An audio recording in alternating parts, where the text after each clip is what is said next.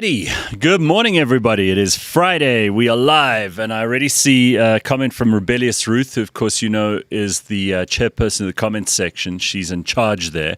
She says, good morning, all. So grateful for the weekend. Yes, that's one of the reasons I love doing the show, because I know the weekend's coming. She says, I realize I miss Gareth most mornings, as I used to wake up and listen to get my day into action. Not hearing him, that's me, often takes some getting used to. Well, sorry, but just realized we've got this show and one more show left, and then we're done for the year. So I'm having fun, though, and I hope you are too. And this morning we're going to have some fun too. We've got a couple of interesting people popping in.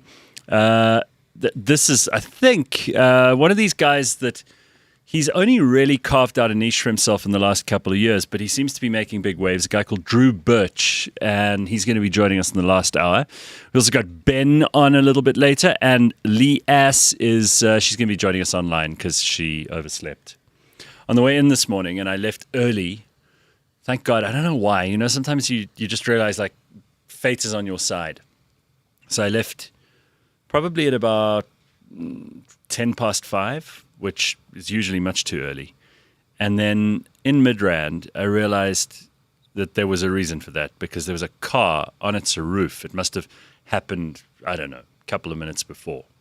But suddenly traffic ground to an absolute halt. And I thought, if I'd been caught in that, and there are going to be lots of people who will be, and you can imagine what that does to your Friday morning. You know, you're on your way into work, you're all excited, the holidays are coming, and then you suddenly see an accident and you realize, oh no, this is 2 hours of sitting in bumper-to-bumper traffic. Nothing's moving. So sheer divine intervention that I got here this morning early for some or other reason. Who knows how or why. Let's see what you're up to this morning. And at the same time, we've got Dr. Hanan coming on later on. If you've got anything that you want us to ask him. And by the way, he'll be back next year, Dr. Hanan. So, you know, he likes to answer people's personal questions. So it doesn't help if we throw some generic stuff at him, because he's good at that, but he likes to actually solve practical problems for individuals, and that could be you. So if you have any things that you want to talk to Dr. Hanan about, you could just email us. And James, it's probably about time you put your email address up there. Have you received much abuse lately? And by the way, some people said they couldn't hear you last week. Have you sort of remedied that situation? We'll give him a second. So I know for a fact I'm unmuted now. So I'm unmuted. So I know for a fact people can hear me. All right, let's just see. Everybody, I need your feedback on this.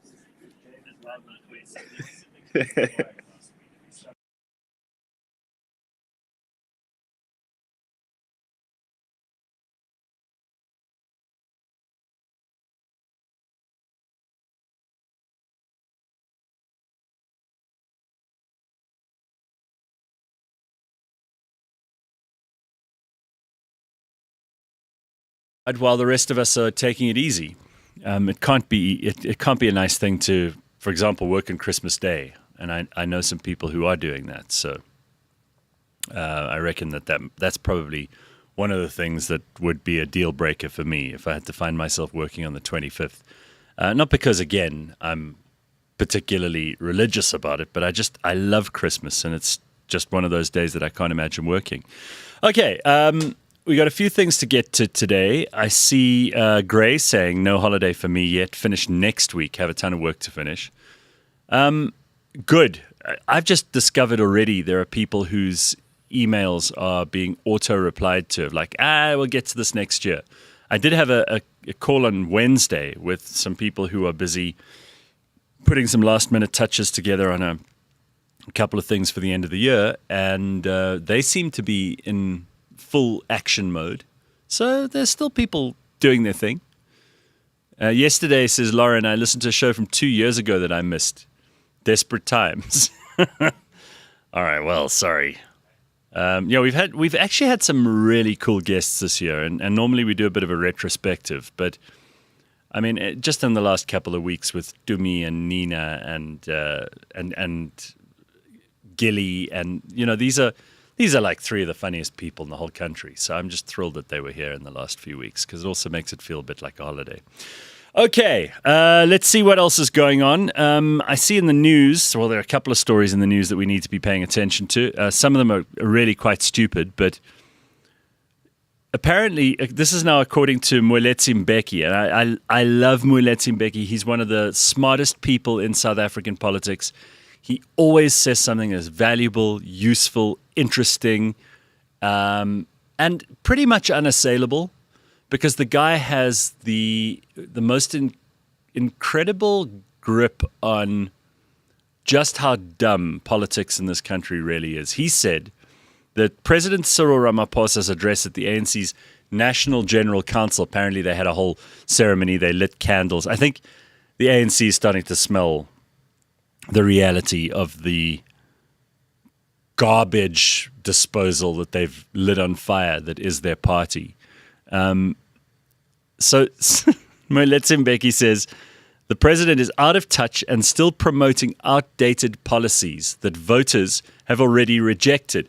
He says the ANC misreads its long-term decline, remains caught in celebratory nostalgia, and talks about renewal without changing direction, particularly by clinging, these are the words of Monwabisi Thethe, to old policies like black economic empowerment. Again, if you ask, and people have been polled, there are surveys that have gone out in the last couple of months about BEE, and believe it or not, the average black South African has not had their lives improved in any which way by BEE. And I know I had to say believe it or not there, but for some people it still seems like it's, some arcane, secret, sacred, hidden, Masonic stuff that all of this is kind of obvious only to a few of us. It actually turns out that most South Africans think BEE has been a complete disaster. And probably because, the ones who have had any experience of it and have felt it in the workplace know it doesn't deliver results for ordinary people. It's just there to benefit a couple of comrades who have friends in high places. Anyway, Monwabisi Thethe goes on to say that he doubts the party, that's the ANC, can recover unless it genuinely listens to the public and adapts. And even then, he would only predict a recovery, but not a resurgence. I don't know. I see average South Africans. I mean, this morning, for example, because I was so early, I went to the garage up the road. And there are probably about 15 people employed at this garage, right? And they're all running around. They must have woken up at 3 this morning. They do that Monday to Friday, probably Saturdays as well. Maybe they get 1 day a week off. And those 15 people are working their backsides off. Now, don't tell me that any of them have ever benefited from BEE. They may all be black. I think the manager of the shop is also a black guy. He was wandering around like cleaning up first thing in the morning because the pavement outside was dirty. Those are hardworking people. They're the people who make the engine of this economy turn.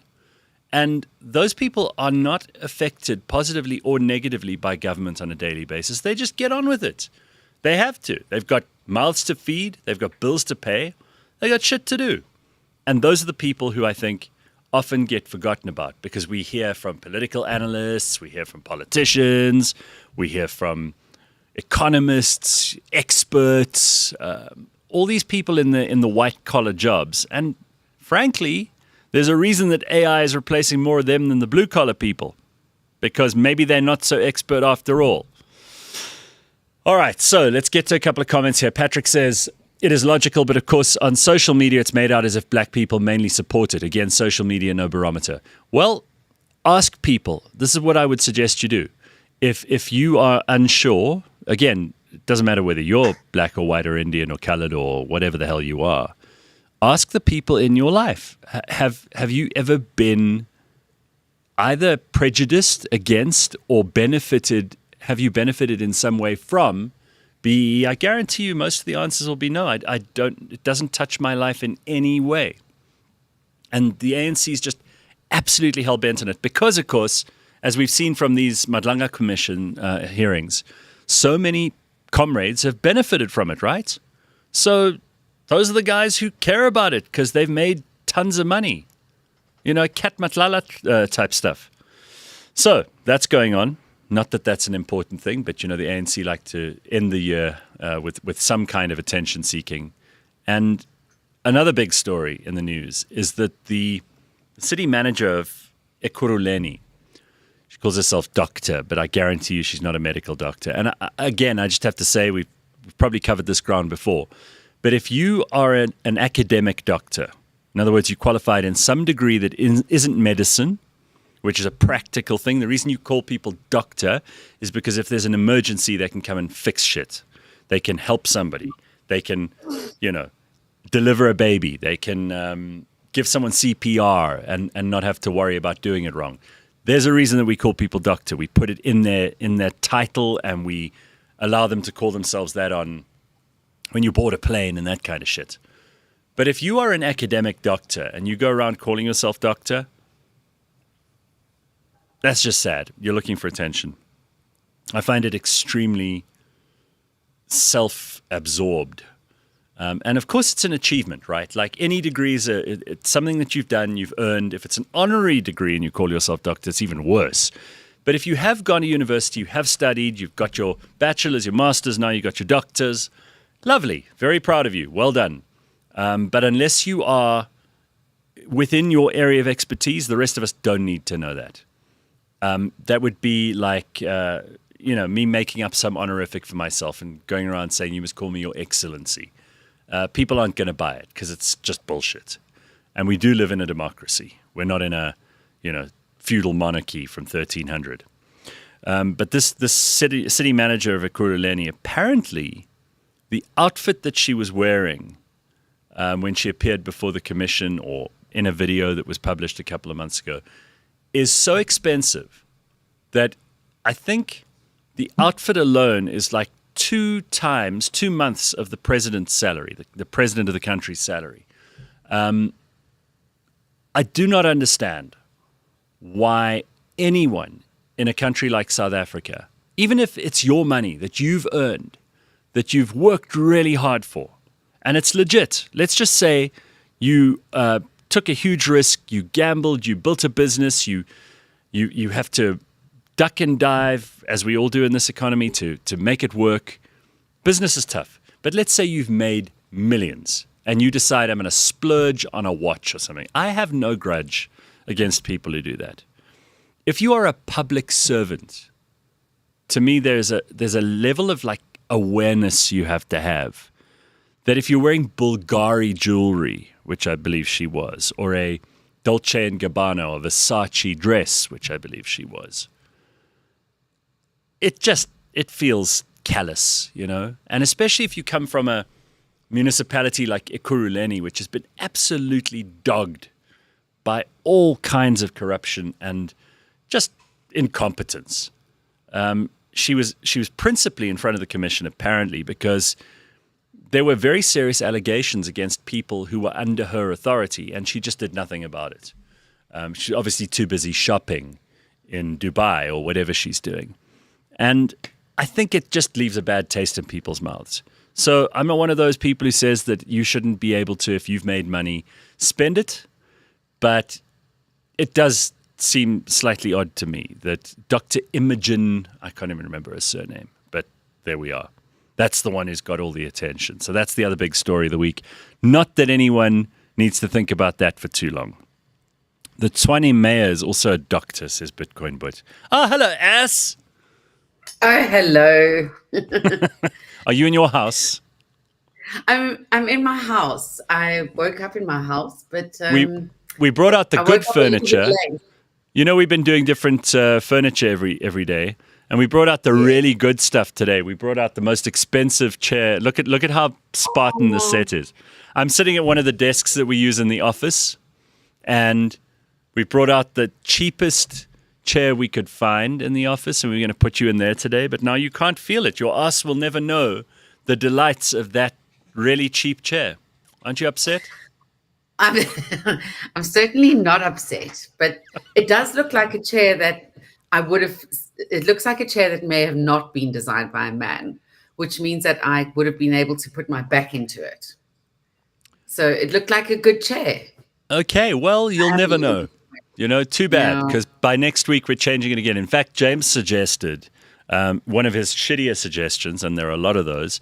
He suggested that next week we just do the show sitting on the floor, because we've pretty much tried. We've tried every chair in the building, and none of them really work. It would be funny having us Gen Xers like try and look comfortable and cool on beanbags. Can I tell you something? That whole thing, I went to the Google head offices in, what's the place called? Palo Alto in California. This is a couple of years ago now, probably about 2016, 2017. And Facebook as well. I saw what their offices are like. And they've got all these sleeping pods, and they've got little listening rooms, and they've got this amazing... Like tubes that you slide down. And Yeah, they've got like 10 restaurants in the cafeteria that all do like the most exotic cuisine you could imagine. And nobody's using any of that stuff because they actually have to work. Those companies have tremendously difficult margins, profitability. There's a ton of work. Yeah, they have a ton of work, KPIs to do, and they don't have time to use any of this stuff. So everybody, I think it's just like a bullshit thing that people do. I remember we once we did some podcasts on the top employer in South Africa, which is this. I think it's a bit of a grift, if you ask me, but they force all these companies to enter. And then, of course, for the companies, it becomes, especially for the management, the people who work there don't actually give a damn because they're not necessarily, they don't feel, you never feel in any business if you aren't the owner or you aren't the manager or you aren't making the decisions and dealing with all of that stuff at the top, you probably feel like maybe they're trying to fuck me. That's how most people would feel. And this top employer thing is all about those things that I just mentioned now at Google and Facebook, bean bags and like decorations around the office and people being able to go and lie in a hammock when they're feeling a bit tired, that kind of stuff. ping pong table. And it's just such nonsense because we all know if you have time, you're probably not going to spend it at the office. And these offices that have a gym and they have showers and, there are offices like that in Sandton. I know that there are some of these big corporations that they want to do. At the SABC, the top floor was a suite. Yeah, but that was for the CEO. Yes, and he had like a shower, a penthouse shower. Yeah. He had a whole apartment. There was a bed in there. I mean, it was just like creepy as hell. But there are places that do this, and the reason that they do it is because they want to keep you there at the office for longer. And to me, if you are at the office, you go in, you spend as much time as you need to get the things you need to do done, because there's nothing worse than sitting at your desk, scrolling through Instagram or replying to messages because you don't actually have enough to do, which is the case for a lot of people. I would aver. Yeah, you see, we've. Am I frozen or are you still there? No. I'm listening. Are you still... I'm trying to listen to you. Yeah, this is what men never do this, and then when I do it, you're like, "What the fuck's wrong? There must be a technological problem." Whoa. Yeah, I know. No, I'm actually listening to you. Go on.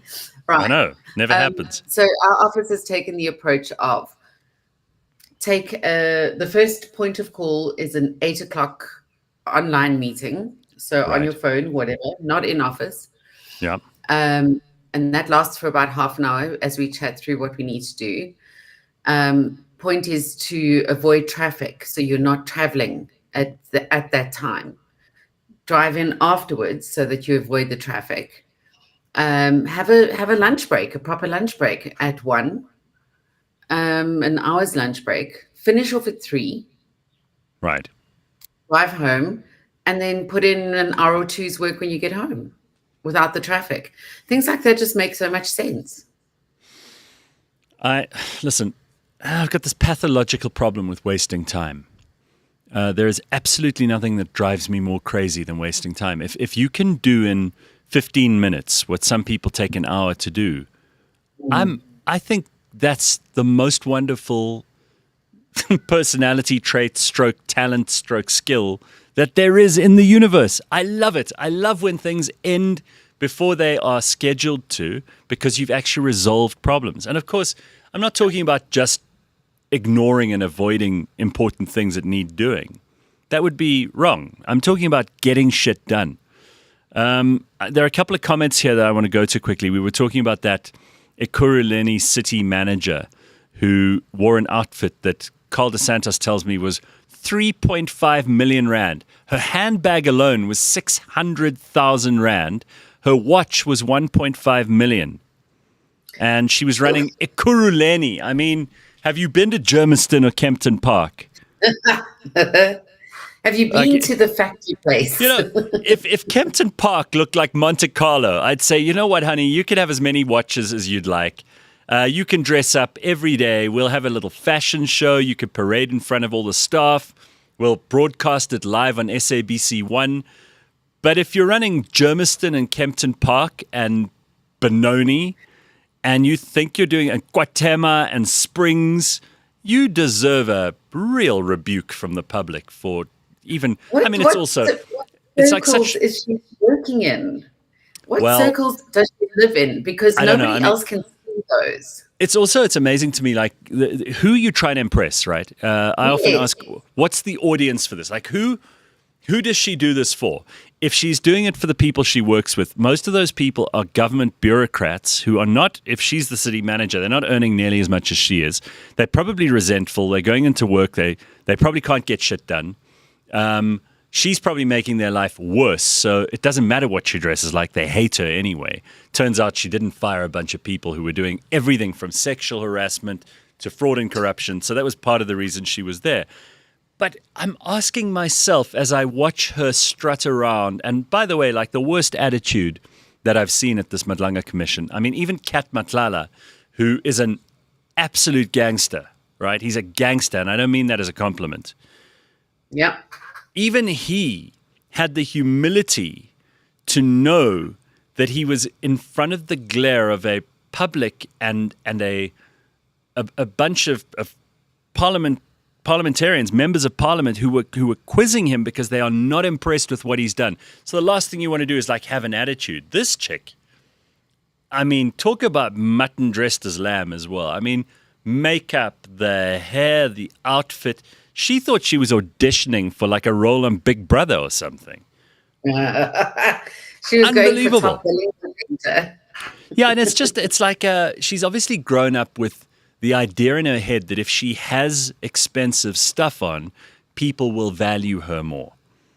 And I don't know if she's aware of the fact that the people whose respect and admiration she craves are the ones who see that stuff and are the least impressed.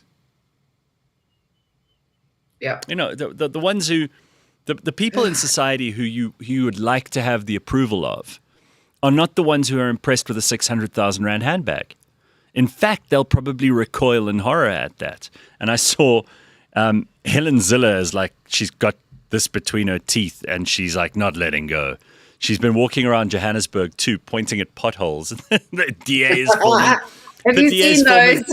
The DA is filming these terrible videos of like Helen in like black sneakers and jeans and a DA t-shirt going, exactly. And it looks, I mean, it's very funny, but at least she's out there doing this stuff. If only the Ekurhuleni fucking city manager was doing something like that, maybe people would be more forgiving. Patrick says this is exactly an issue with the culture in this country. People literally buy expensive cars on credit just to impress other people, but they are struggling. This is, you can't short circuit people's thinking on this. I wish there was a way that I could have fast-tracked my own stupidity so that I would have got to a point where I'd realized at a younger age that impressing strangers is a futile business. It never delivers any goods. There was a guy driving 2 days ago past a shopping center where there are a lot of people sitting outside at restaurants and things. And this guy was playing really loud music. And my page. You know, I mean, why are you putting your music in my ears? Yeah, I mean, look, if you're 21 and you're still trying to, I don't know. Nobody knows who you are, right? At 21, no one cares who you are. No one takes you seriously. No one's interested in your life. So maybe you have to drive past a busy restaurant with your music playing loud and you think maybe someone in there is stupid enough to go, oh, I want to marry him. He's so cool. He's got the loudest fucking bass bin in his boot that I've ever heard. I'm just so turned on right now. I'm sliding off my chair. Like if that guy thinks that there's a woman in that restaurant who thinks that, then maybe I get it. But this is the same with this Ekurhuleni city manager. Him? What? How is she going to find him anyway? Well, that's the point, right? I think we at one point years ago discussed how you never really meet people in traffic. And you might see like someone who's really hot in the car next to you. But what are you going to do? Roll down your window and ask them for their number while you're traveling at 80 kilometers an hour? It's not going to happen. You Bizarre. have a pen and paper. Are you going to put it into your phone? Exactly. Slippery Pickle says, Glynis Breitenbach is such a bulldog. I need one of those to protect my home. Well, Oh, God. Glynis is, I don't know, she's made of steel wool and barbed wire and pot scourers. He's the opposite of the guy who's driving past a restaurant trying to make an impression. With his looks. Glynis is actually trying to put you off on purpose. She's like, I don't want to know you. I saw this great video on Instagram yesterday, this kind of old Chinese woman, and she goes, I really try to like people, but then they breathe and they talk and they start their shit. And she's like, and I can't. I really can't do it. I hate them. That would be like my Glynis. gran, and it's weird. My cat's right there. Oh, How do you point on Instagram? where? Anyway, you saw my cat. Yeah. But anyway, that was like my gran. I said, Gran, do you like cats? And she said, yes, I do, except when they purr or when they move.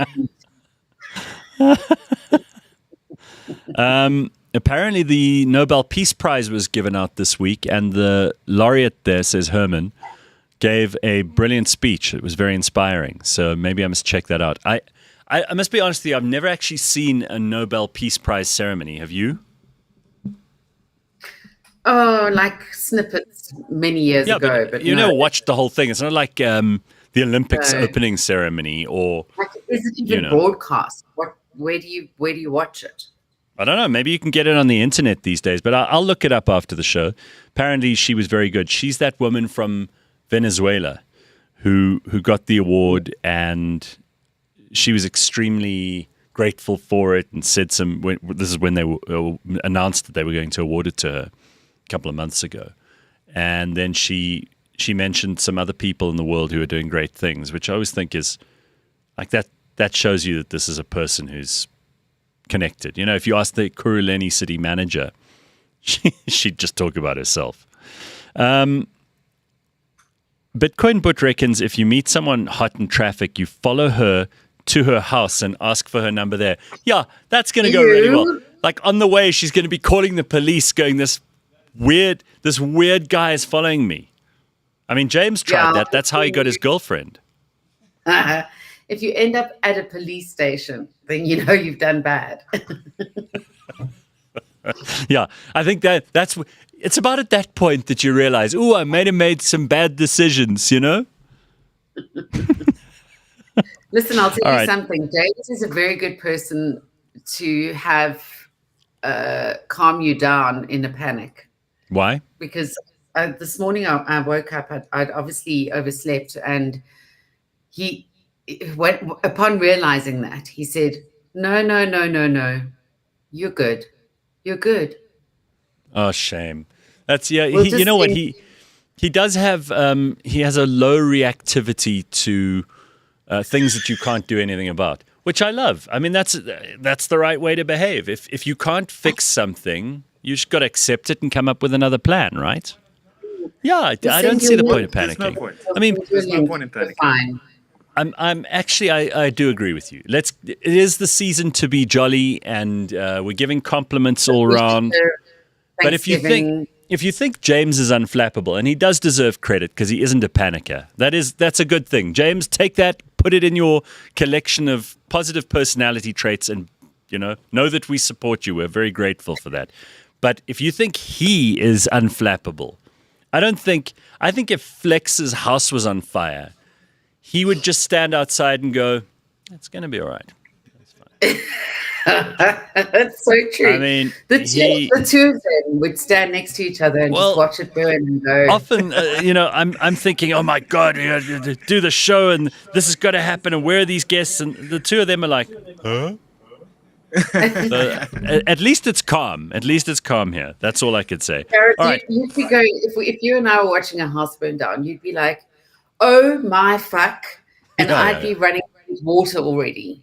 Yeah. Two of them would be going. I don't know. You'd have your hands above your head. You'd be going like this. I don't think you'd be very helpful. I want to show you. I mentioned those Eastern European chicks that I follow that are now following me on Instagram, right? That do these videos about Russians. Have you got that Russian girl that I sent you? Okay, I just want to show you this, Leigh-Ann, because I was talking about it the other day, and then I realized what's the point in me talking about it on the show without actually showing you who it is. So this is this one Russian chick, and she's talking about a support group, really, for Russian women. Because, they're all over the world. Since the war, they've had to make their homes in various countries, and people don't understand Eastern European girls. I still say that's the best place to go for a wife, if you're shopping for a wife. Oh, Ben agrees. Well, he's from Eastern Europe genetically anyway. But yeah, so they've got this support group. And I thought maybe if you know any Russians, you want to point them towards this because it could help them as well. Take a look. Ever since I came out with my diagnosis, I found out there are so many women suffering in silence from being a Russian bitch. It's been so freeing to open up. We formed a community, not a support group. Because we don't support anyone. It's more of a competition group. If one of us gets a rich husband, the rest of us sit in silence and judge. Our meetings are very productive. We practice to scream, "I'm independent!" in 12 different tones. Some women share their struggles. Like one said she cried last week. We had to kick her out. Weakness is not tolerated in the Russian beach community. More symptoms keep coming up. Like a serious allergy to splitting the bill. Doctors say there is no cure, but studies show that Russian bitches don't want to be cured. If you want to join our community, you can't. I like the way she ends it like that. If you want to join our community, you can't. But where did they find that Russian bitch? Because she's got a sense of humor, and that's very, very rare. I know. Well, let me give you the email address. I mean, the Instagram handle. I wish I had an email address. But I think that's so true for not just Russian women, but there are certain kinds of cultures that produce these like really hardcore people, men and women, who are they're unflappable, right? So it kind of brings us back to Flex and James.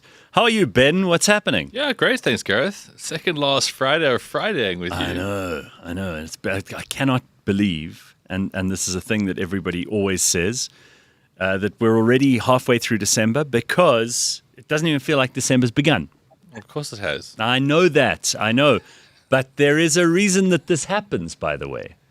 As you get older, the percentage of your life that's already happened grows, right? Yeah. So then you feel like everything is speeding up, even though obviously it isn't.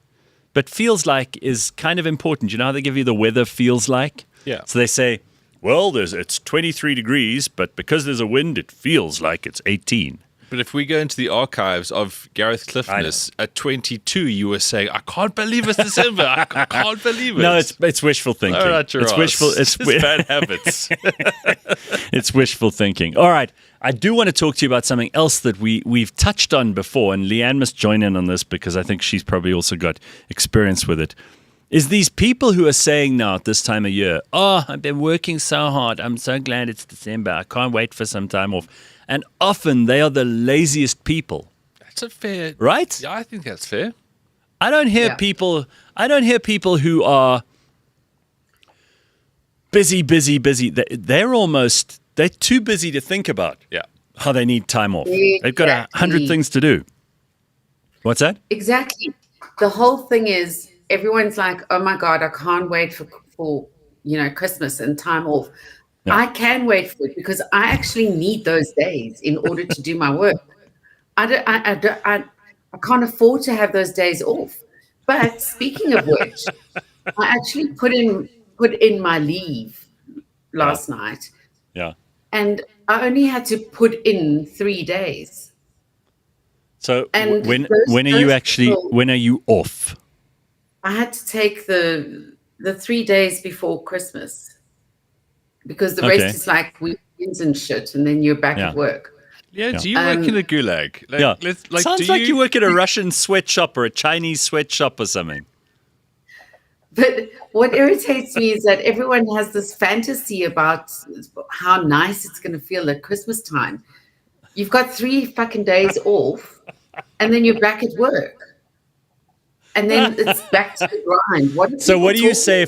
What do you say when someone says to you, "I'm so happy it's December. I can't wait to take some time off. It's been such a tough year." Everybody says that, right? Like it's a very South African. It's a very South African thing. Nina did this great video, Nina Hasty, that I saw the other day. The one where she said, "Are you guys going away? Yeah. Are you staying here?" No, I think we'll stay here. Yeah, I'm going to stay here. And it happens over and over again. Another Joburg conversation is, it's been such a tough year, hey. Have you also had a tough year? Yeah, it's been really hard, eh? People are struggling, eh? Yeah, people are not going away because they can't afford it. Yeah, that's what's happening. Oh, my God.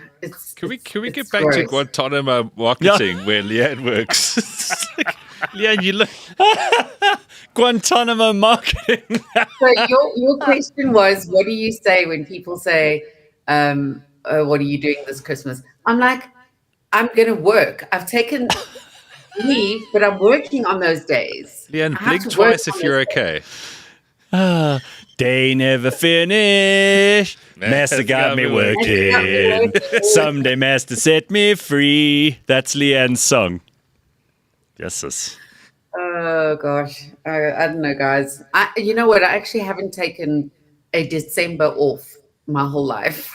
Really? This is torture.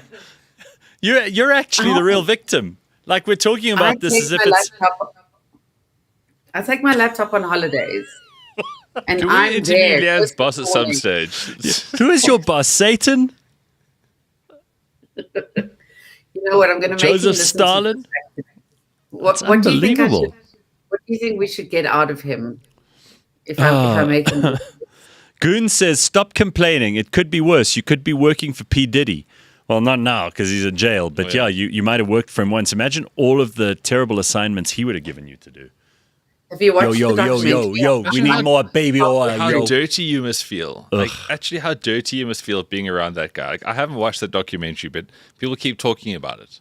Well, you know those videos that they put up on Instagram or YouTube or TikTok where they find someone who looks rich and they say to them, what do you do for a living? Like they're often in an expensive car or something. Yeah. And I saw one last week where there's this woman and she's walking with real, you could tell when someone's on a mission. They're walking fast, they've got a purpose, and this guy's like trying to keep up with her, and he's basically out of breath because she's older. She's probably in her 50s or 60s. And he says, like, what do you do? And she said, we run a bunch of gentlemen's clubs. So basically, she's a madam, right? I mean, that's what it is. She's a madam, and he says to her, well, what kind of money do you make? And she goes, we make a lot of money, like 6 or 7 figures a year. And this is in New York. And I like that she is driven, ambitious. She's on her way to go and smack those whores around to make sure they're working. The machoshas need to work. Smack the whores and gather the jobs. She sounds like she could be your boss, Leigh-Ann. Listen, she sounds like she might give days off, which is good. I don't think so. I think those hookers work 24/7. Days off for when you aren't looking presentable because you've got a few bruises. Oh, must be. That's a tough job. That is a really tough job. All right. So what do we do with these people? What do we tell them when they go on that loop that Nina did and they start talking about how hard the year was? Because there's this tendency, I see it in America at the moment, they're all complaining about the economy, right? And the affordability crisis. It's not a crisis because you can't afford stuff. You've just become so entitled to thinking you deserve a spa day or you deserve to get stuff for free from the government. These were not things anybody expected, even 30 years ago, let alone 50 or 100 years ago. And people are now going, oh, I can't afford to buy, my chai mocha latte with skimmed milk that costs 40 Rand. It's an affordability crisis. No, you can have a cup of brown at the office. You'll survive. Other people have. You may go blind from the chicory, but if you want your chai latte, whatever it is, you got to have a lot of money. And some people seem to think that because they see other people living in a certain way on social media, that they're also entitled to that. So everything's an affordability crisis. It is not harder than it's ever been. This has been, of course, it's been a tough year. Every year is. Part of business is that you are struggling against factors which you can and can't control, and survival is the name of the game. Anybody who tells you they're doing well all the time is lying. There just isn't such a person. I think we need reality plants within corporate spaces because you get the ringleaders, right? Generally the smokers. They'll crap on about stuff like, we're not getting bonuses and my last calorie. And then that spreads. And then people, they want to fit in. So then they regurgitate the shit they also hear from these complain. sort of people. Yeah. So I think we need reality plants to go in there and go, cheapest, say normal things like you've just said. Yeah, I'm not going to go on holiday this December, but I'm taking a couple of days. I'm going to go drive to fucking Pilanesberg or whatever. Oh, I'm not going to Mauritius. Well, boo fucking who? Who else isn't going to Mauritius? Lots of people. Correct. Another thing that I always pick up when people are bitching like this, not that I hang around like other corporates sometimes, but like how often are people actually leveling up themselves? They keep moaning about, it's such a tough year, blah, blah, the economy, inflation. Okay, but how much better are you this year from last year? Because you must have skill inflation as well, right? The other way around. People don't. If you haven't got that, then you're going to bitch about everything because unfortunately life carries on. And if you sit in your little heap of wallow, you will fall behind it and you will bitch. Well, Bitcoin Butch says if you ask them to elaborate, then you quickly see they have no clue of what's going on. That's the thing. There's never a second step in moaning. Moaning is like, okay, I've picked up that the economy is tough. Wah. And then what's the next step on that? I reckon that the most moany people in the world are probably the British. Yeah. And then we're not far behind. South Africans do like to complain. I mean, let's be fair. Yeah.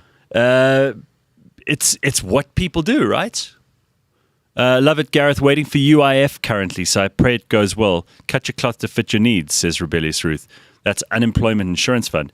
Well, does that mean you're unemployed now, Ruth? Because you're still the chairperson of the comments section. I mean, that's a job. Well, you can't tell UIF that.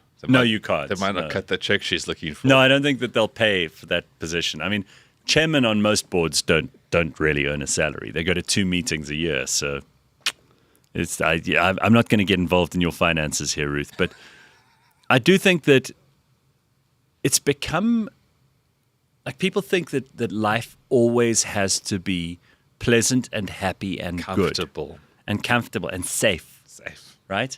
And that's just not the human condition. It's like there's going to be depression, suffering, sadness. That's part of being alive. That's how you know you're alive. It's like you have to have winter in order to understand how great summer is. Yeah. I listened to that podcast you recommended for me. Was it Adam Carolla? Yeah, he was on with Joe Rogan. What a great conversation. Such a great podcast. Joe hardly talks, which is some of the better ones. And he made such a great point that we've lost the ability to calibrate ourselves to danger in life. Yes. Like you never go forward unless you can calibrate like, okay, I can work this, because everything has to have risk, right? It's like when you drive a fast car, the car becomes harder to handle, but you go faster and further, right? If you sit in your Bajaj and do 20, fucked, okay? But it's safe and you know what's going to happen. So you have to calibrate with danger all the time in your life.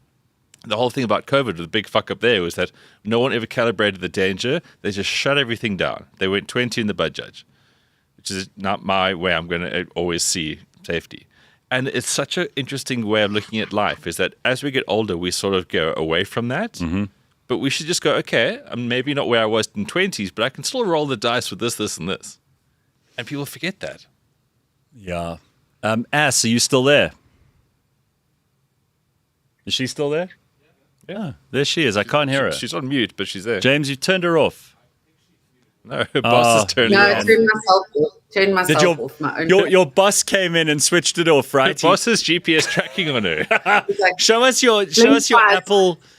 Apple tag that they've put on your earring or something. You know, they should never see Leigh-Ann's ankles. She's got a bracelet on.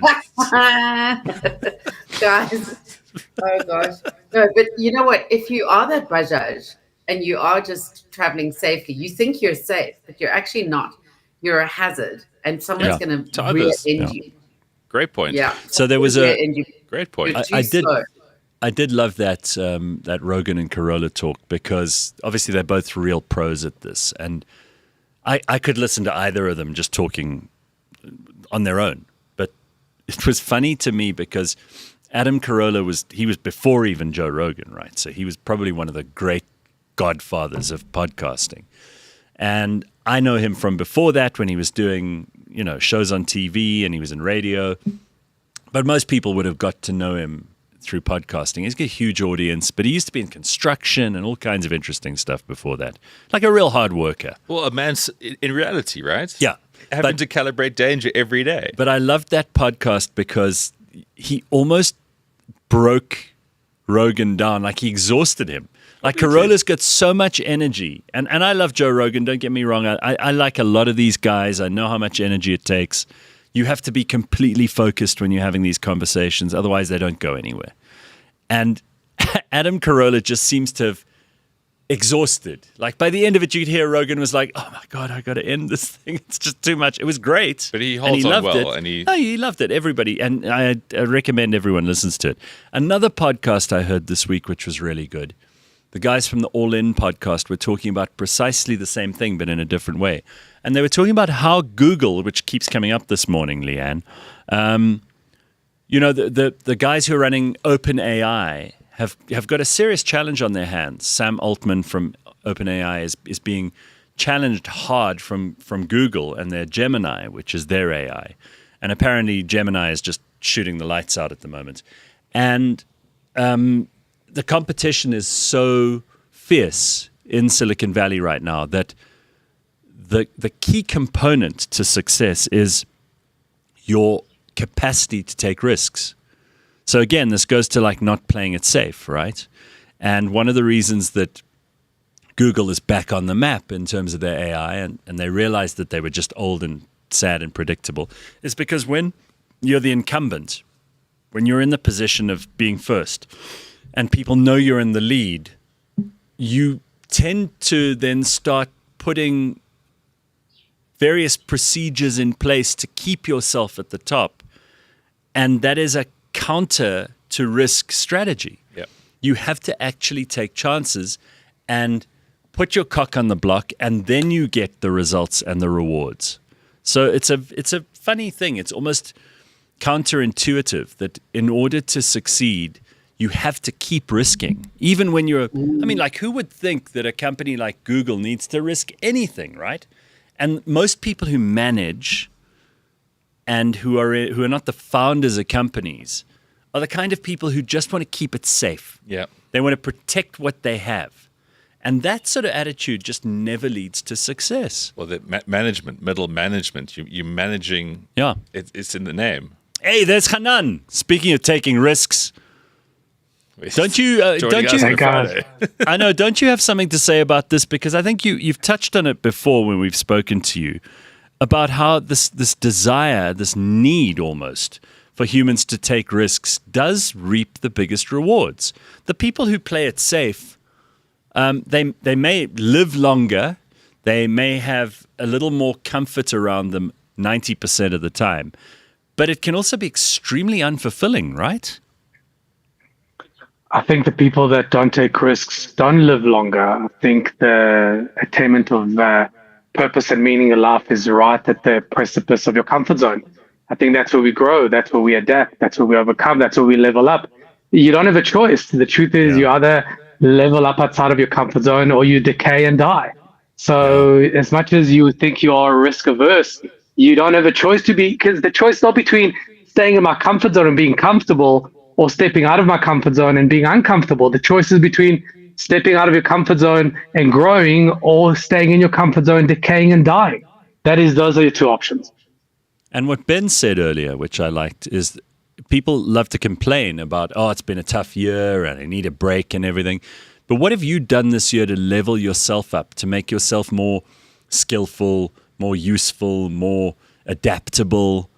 What are you doing? I know somebody who used to be one of the big gurus in advertising, and his thing is that every year he learns something new. He learns to play an instrument, or he learns as many words as he can in a language, or he learns a long poem, or he upskills himself in some way, goes on a course, learns how to plant vegetables, whatever it is that he does. But every year he adds something new. He's in his 70s now, and he's a tremendous person. He's got unbelievable energy. We've said this many times on the show, the hard is part of the deal. To be in a good relationship is hard. To be in a bad relationship is hard. To be financially insecure is hard. To be financially secure is hard. Hard is part of the deal. We don't have it. Easy is not an option for us. But the question is it hard aiming towards your goal, which means purpose, or is it hard kind of living somebody else's dream and decaying and living in a sufferable state? The hard is part of the deal. You can't get away from it. But is it going to be filled with purpose, or is it going to be a sufferable state? All right, well, let's get to the thing that we wanted to talk to you about this morning, because, this always happens, right? When we're talking about something, I'm like, I need Dr. Hanan's point of view on this. But this is, I suppose, something a lot of people deal with. And maybe as we head into a new year, it's going to be on people's minds as well. The spark versus the substance. And I suppose we're talking mostly about relationships here, because people sometimes feel instant chemistry with somebody or for somebody. The real success in relationships from the people I've observed, again, this is just, my street opinion, I don't know for a fact, but real compatibility is like a slow burn. It's something that you improve incrementally rather than something that's electric and exponential and exciting and feels like that heart-stopping stuff. That doesn't last for long, and it can't. It's too energy intense. Is that your feeling when it comes to relationships? So, Gareth, many times we've said on the show that feelings are pathological lies. You shouldn't trust your feelings, and this chemistry or this infatuation that you find with somebody, it should not be a part of the formulation or used as a barometer to assess whether relationships are going to last or not. Feelings will deceive you. How many times do we say that when something feels right, it could be wrong, and when something feels wrong, it could be right? And when I ask people, when should you trust your feelings? People will say, well, in danger. Well, that's not true, because how do you know? And then people say, I should trust my feelings in love. Well, that's not true either. The divorce rate these days are at 60%, and 40% of marriages that are together, half of them should not be. So love is not a true barometer in any case. So you shouldn't trust love or this infatuation in assessing whether the relationship is going to work. So it's not about love. And by the way, what we find attractive is not necessarily what's right for us. What we find attractive is mainly and most of the time about what's familiar to us. So think about the analogy of the girl that grows up in an abusive household, abusive father, abusive uncle. She now is 30 years old. She goes into a social gathering, 100 men there. 99 will treat her like a princess, but there'll be one guy that will abuse and control. And who will she naturally pick? Who will she naturally find attractive? That one guy. Not necessarily because he's right, but because he's familiar. So we don't trust our gut or infatuation or the spark in assessing whether the relationship works. We trust the framework. And there are specifically areas or categories that you should look out for in order to assess whether the relationship is going to work or not your feelings. Well, in an unrelated question, I've got something from Bitcoin But in just a short while, but we'll leave that for a minute. I think there are also a lot of people who, to go back to risk, sometimes you've got to, like any relationship is work, right? And you've, especially for men, you have to decide, now I want to have a relationship, I'm going to make this work. It's not about some magic in a fairy tale, the guy meets girl, they fall in love, and it's this perfect, happy story. Like, you actually have to decide, like you would in business, this is a deal I want to do. And you have to pursue that deal and make sure that it is, there's a negotiation around the principles of that deal. It sounds horrible, right? Now, I don't want to take the romance out of this completely, because I do think there's an important aspect to humans who are genuinely affectionate with each other. It's not all cold and calculated. But it does seem to me that the most long-lasting and successful, in inverted commas, marriages or relationships that I've witnessed are people who've decided these are the principles upon which we will engage with each other, and I'm going to take this super seriously, and so are you, and we're going to keep working at it. Now, it doesn't sound very exciting, but that's actually the bones of what works. Yeah, no Hugh Grant movie's ever done that. Yeah. That was a problem. Right. Would you agree with that, Dr. You know, Hanan? we get married to the idea of the rom-coms, that in reality, I see this a lot in my practice, guys. You know, people think that relationships should be super exciting, and in reality, if a relationship is 99% exciting but 1% toxic, the relationship doesn't work. So imagine eating a bowl of soup and I drop one drop of poison into the soup, well, it no longer works.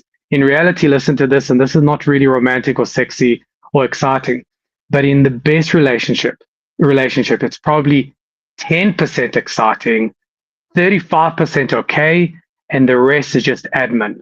That is just a good deal. That's the reality. So if you have a relationship that's a 1 in 10, 10% is exciting, 30% just okay-ish, and the rest is admin, you're in a damn good relationship as long as it serves a purpose. And I'll say this, you know, people can play this back. If you want to be in a companionship, there's specifically some areas that you need to look out for, and you need to tick the boxes. Again, it's not sexy, but you need it in order to build the foundation of a good relationship. You need to have good communication. You need to have trust. You need to have compromise. You need to have good and shared values and vision. You need to have intimacy. You need to have a sense of connection and attraction towards somebody else. You need to feel desired, practical contribution. You got to feel that you're both putting in the same value, and you need to have playfulness. Those are the 9 things that you have to have in a relationship. And if one of them is missing, then you cannot build a relationship on top of that. And I'll just end off by saying, people then think that, well, then I need perfection, or I'm looking for perfection. It's not true. It's like a car, and I've used this analogy before. The car could be 99% perfect, missing one tire, the car's going nowhere. You've got to have all those 9 elements working, not perfect, working in order to build a successful companionship with someone. And I want to get to Dr. to Bitcoin But's question for Dr. Hanan. So he says he's got a brother-in-law. This is a very practical thing, and you're good at these, Dr. Hanan. So he's got a brother-in-law who's been loafing here for 4 months at his house. How do I get him to stop smoking all my homegrown goodies and get the fuck out of my house? That is a problem, and there are probably a few people who will be dealing with similar family members who are hanging around at Christmas time and don't read the tea leaves and get out. What is this? What is the best advice for him? Violence. Benson violence.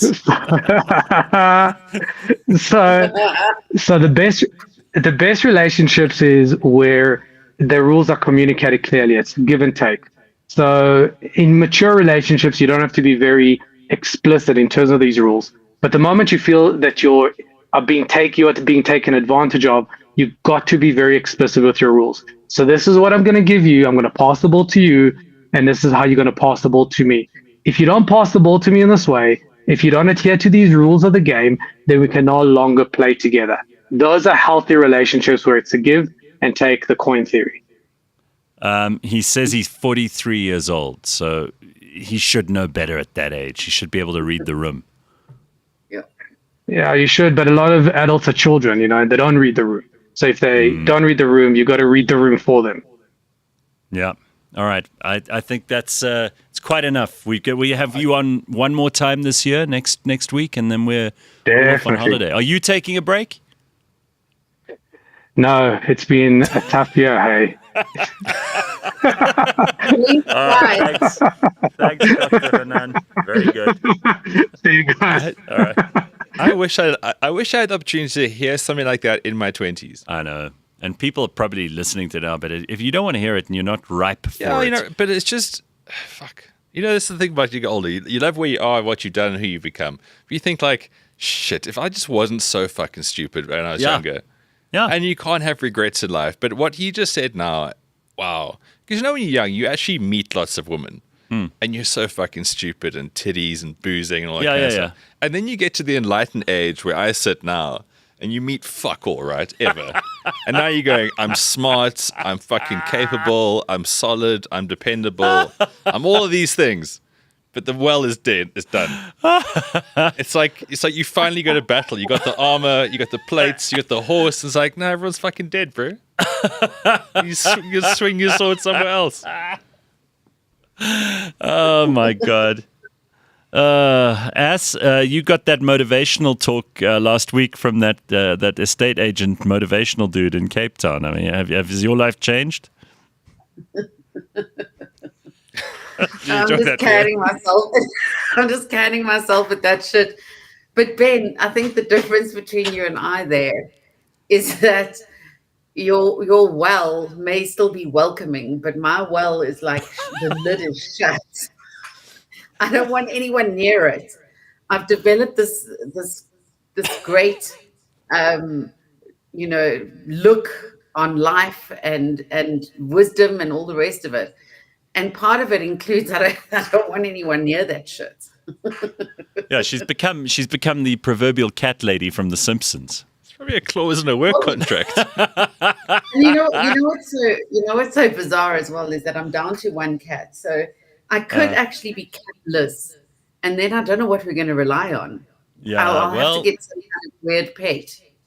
No, I think keep down the cat thing. Just don't start smelling like that, and don't let them eat you if you die. That happens. All right, Ass. We'll catch up with you. We'll catch up with you next week. See you next week. Last time this year. This is the last time this year that I'm doing this. But then off to the gulag for her. Otherwise, she's going to get into big trouble. Yeah. She's there at like 2 minutes past 8. She's dead in the water. Yeah. I just want to go back to what we were talking about just now, Ben. Like this idea of what's out there and what's available, and obviously, and this came up on last week's show too. It's like you have to be picky. And I brought up that friend of mine who has that very ugly wife, but he clearly decided, like, we're going to make this work. I admire that. But he did. He did all those and he principles. did it early, yes. right? Yeah, Because exactly. they've got kids who are, I think they're teenagers already now. So he wasn't looking at that superficial shit. So I think we're still, all of us human beings, we think we're enlightened, but there are certain like blind spots that maybe he sees them and we don't.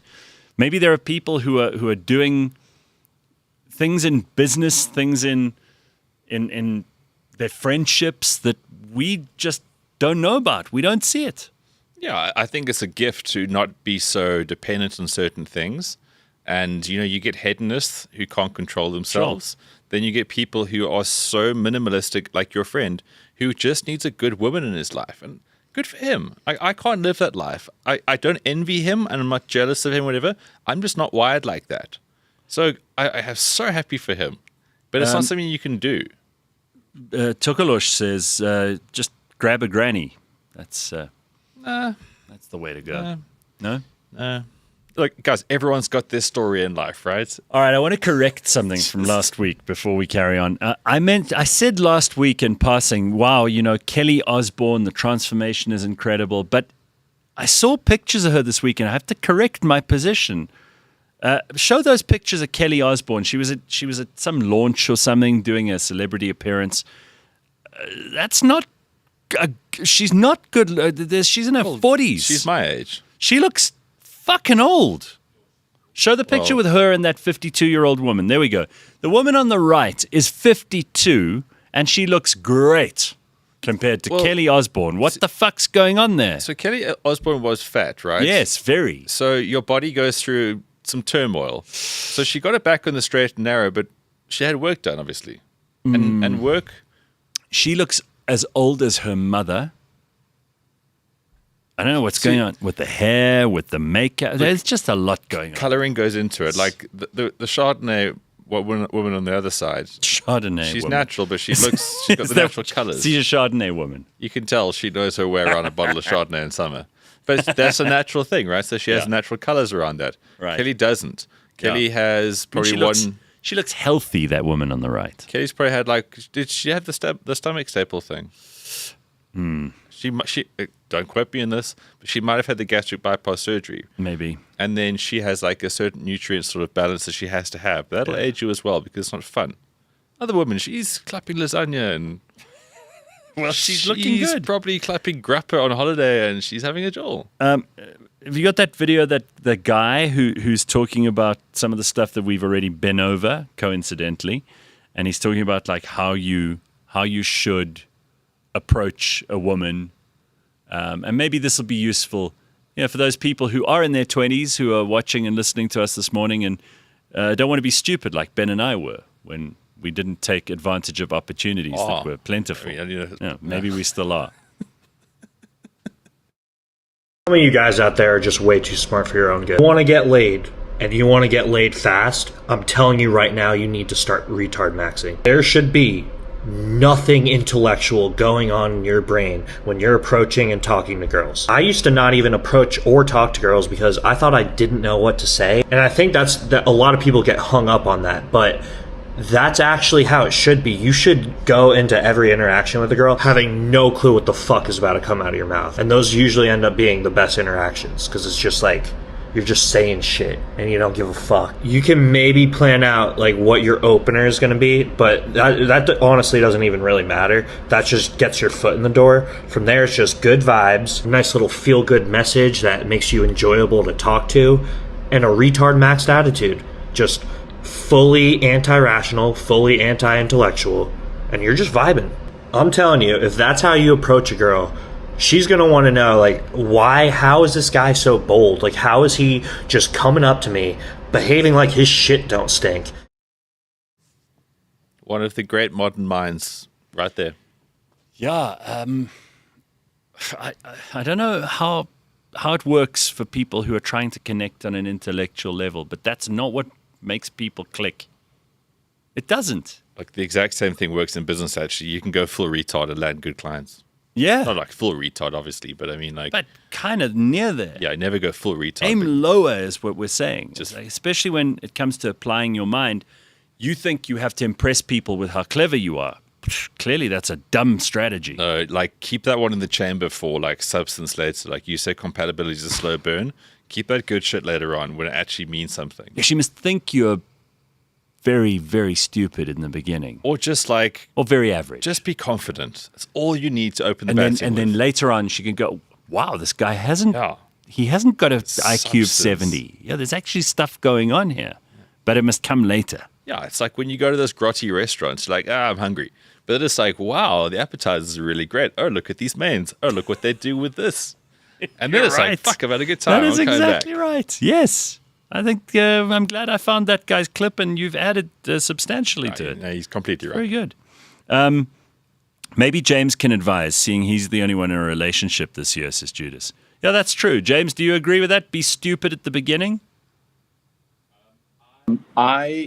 This is my motto, and it may sound... You don't have a motto. You're talking out your ass now. Go in without trying to impress. Just be yourself, kids. Yeah. You know? All right. And if you're a weirdo, which I totally am, you just got to kind of lean into it. It turns out to be funny in a weird way. That's my advice. All right. Kids. Stay in so school. let me ask, anybody in the comments section can try and answer this too. You can as well. But what is the position then for these women who say that they are sapiosexual? You know, the ones who say that they're turned on by intelligence, right? they find it very, very exciting and attractive to be with a man who's super smart. Fucking liars. They're liars. Are they liars? Is that what it is? Of course they are. They're just lying. Straight up.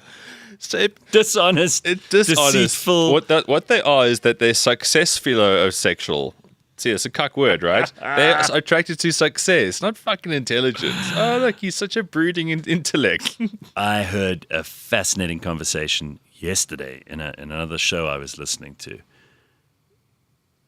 There is such a change in society because women are now as competitive in the market as men are, and women can bring home the bacon. There are a lot more guys who are having to deal with the fact that their wife or girlfriend might earn a lot more than them, right? And especially in America, where 60-something%, it's more than 60% of college graduates are women. HR departments are all female, so they're hiring more women than men. The whole corporate culture has changed because instead of being competitive, things are collaborative. These are just things that happen for good or for bad, and we don't need to talk about whether they're good or bad.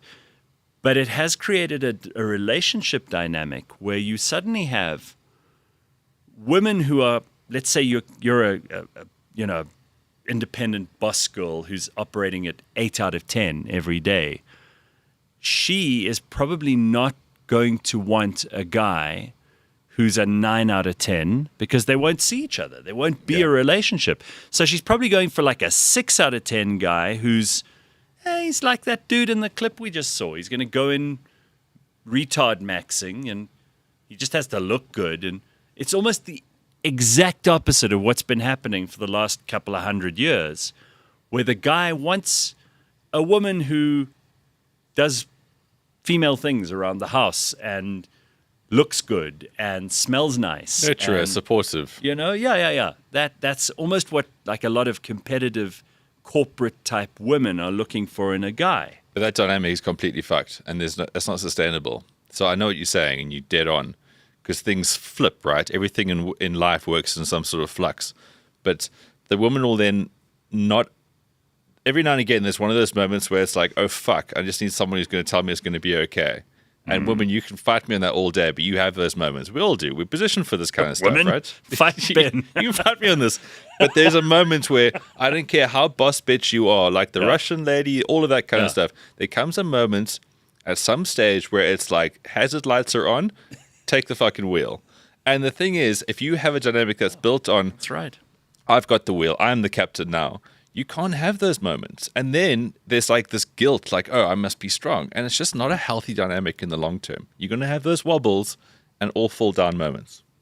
That's very, I don't very know why smart. I'm so opinionated about this stuff in the morning. But look at you. You're a fountain of... we're going to put you in Dr. Hanan's slot from now on. This is good. You This see is this good, stuff Ben. play out with people all the time, though. And as much as we want to gloss it in another way, you can't get away from certain fundamentals.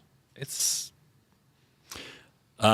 We can get back to this in a little while. I do want to get to sport because we kind of rushed it last week and we left a lot out. First of all, how was the Nedbank Golf Challenge? Which Gareth, I'm the not Nedbank allowed Golf to call. Challenge I'm not was- allowed to call it the $1 million. The Nedbank Golf Challenge is so great. Yeah. Like, I left here beaming with excitement, right? Don't look at me. I'm back. I'm still excited about Yeah, it. I know. I love that tournament so much. I love Sun City so much. Yes.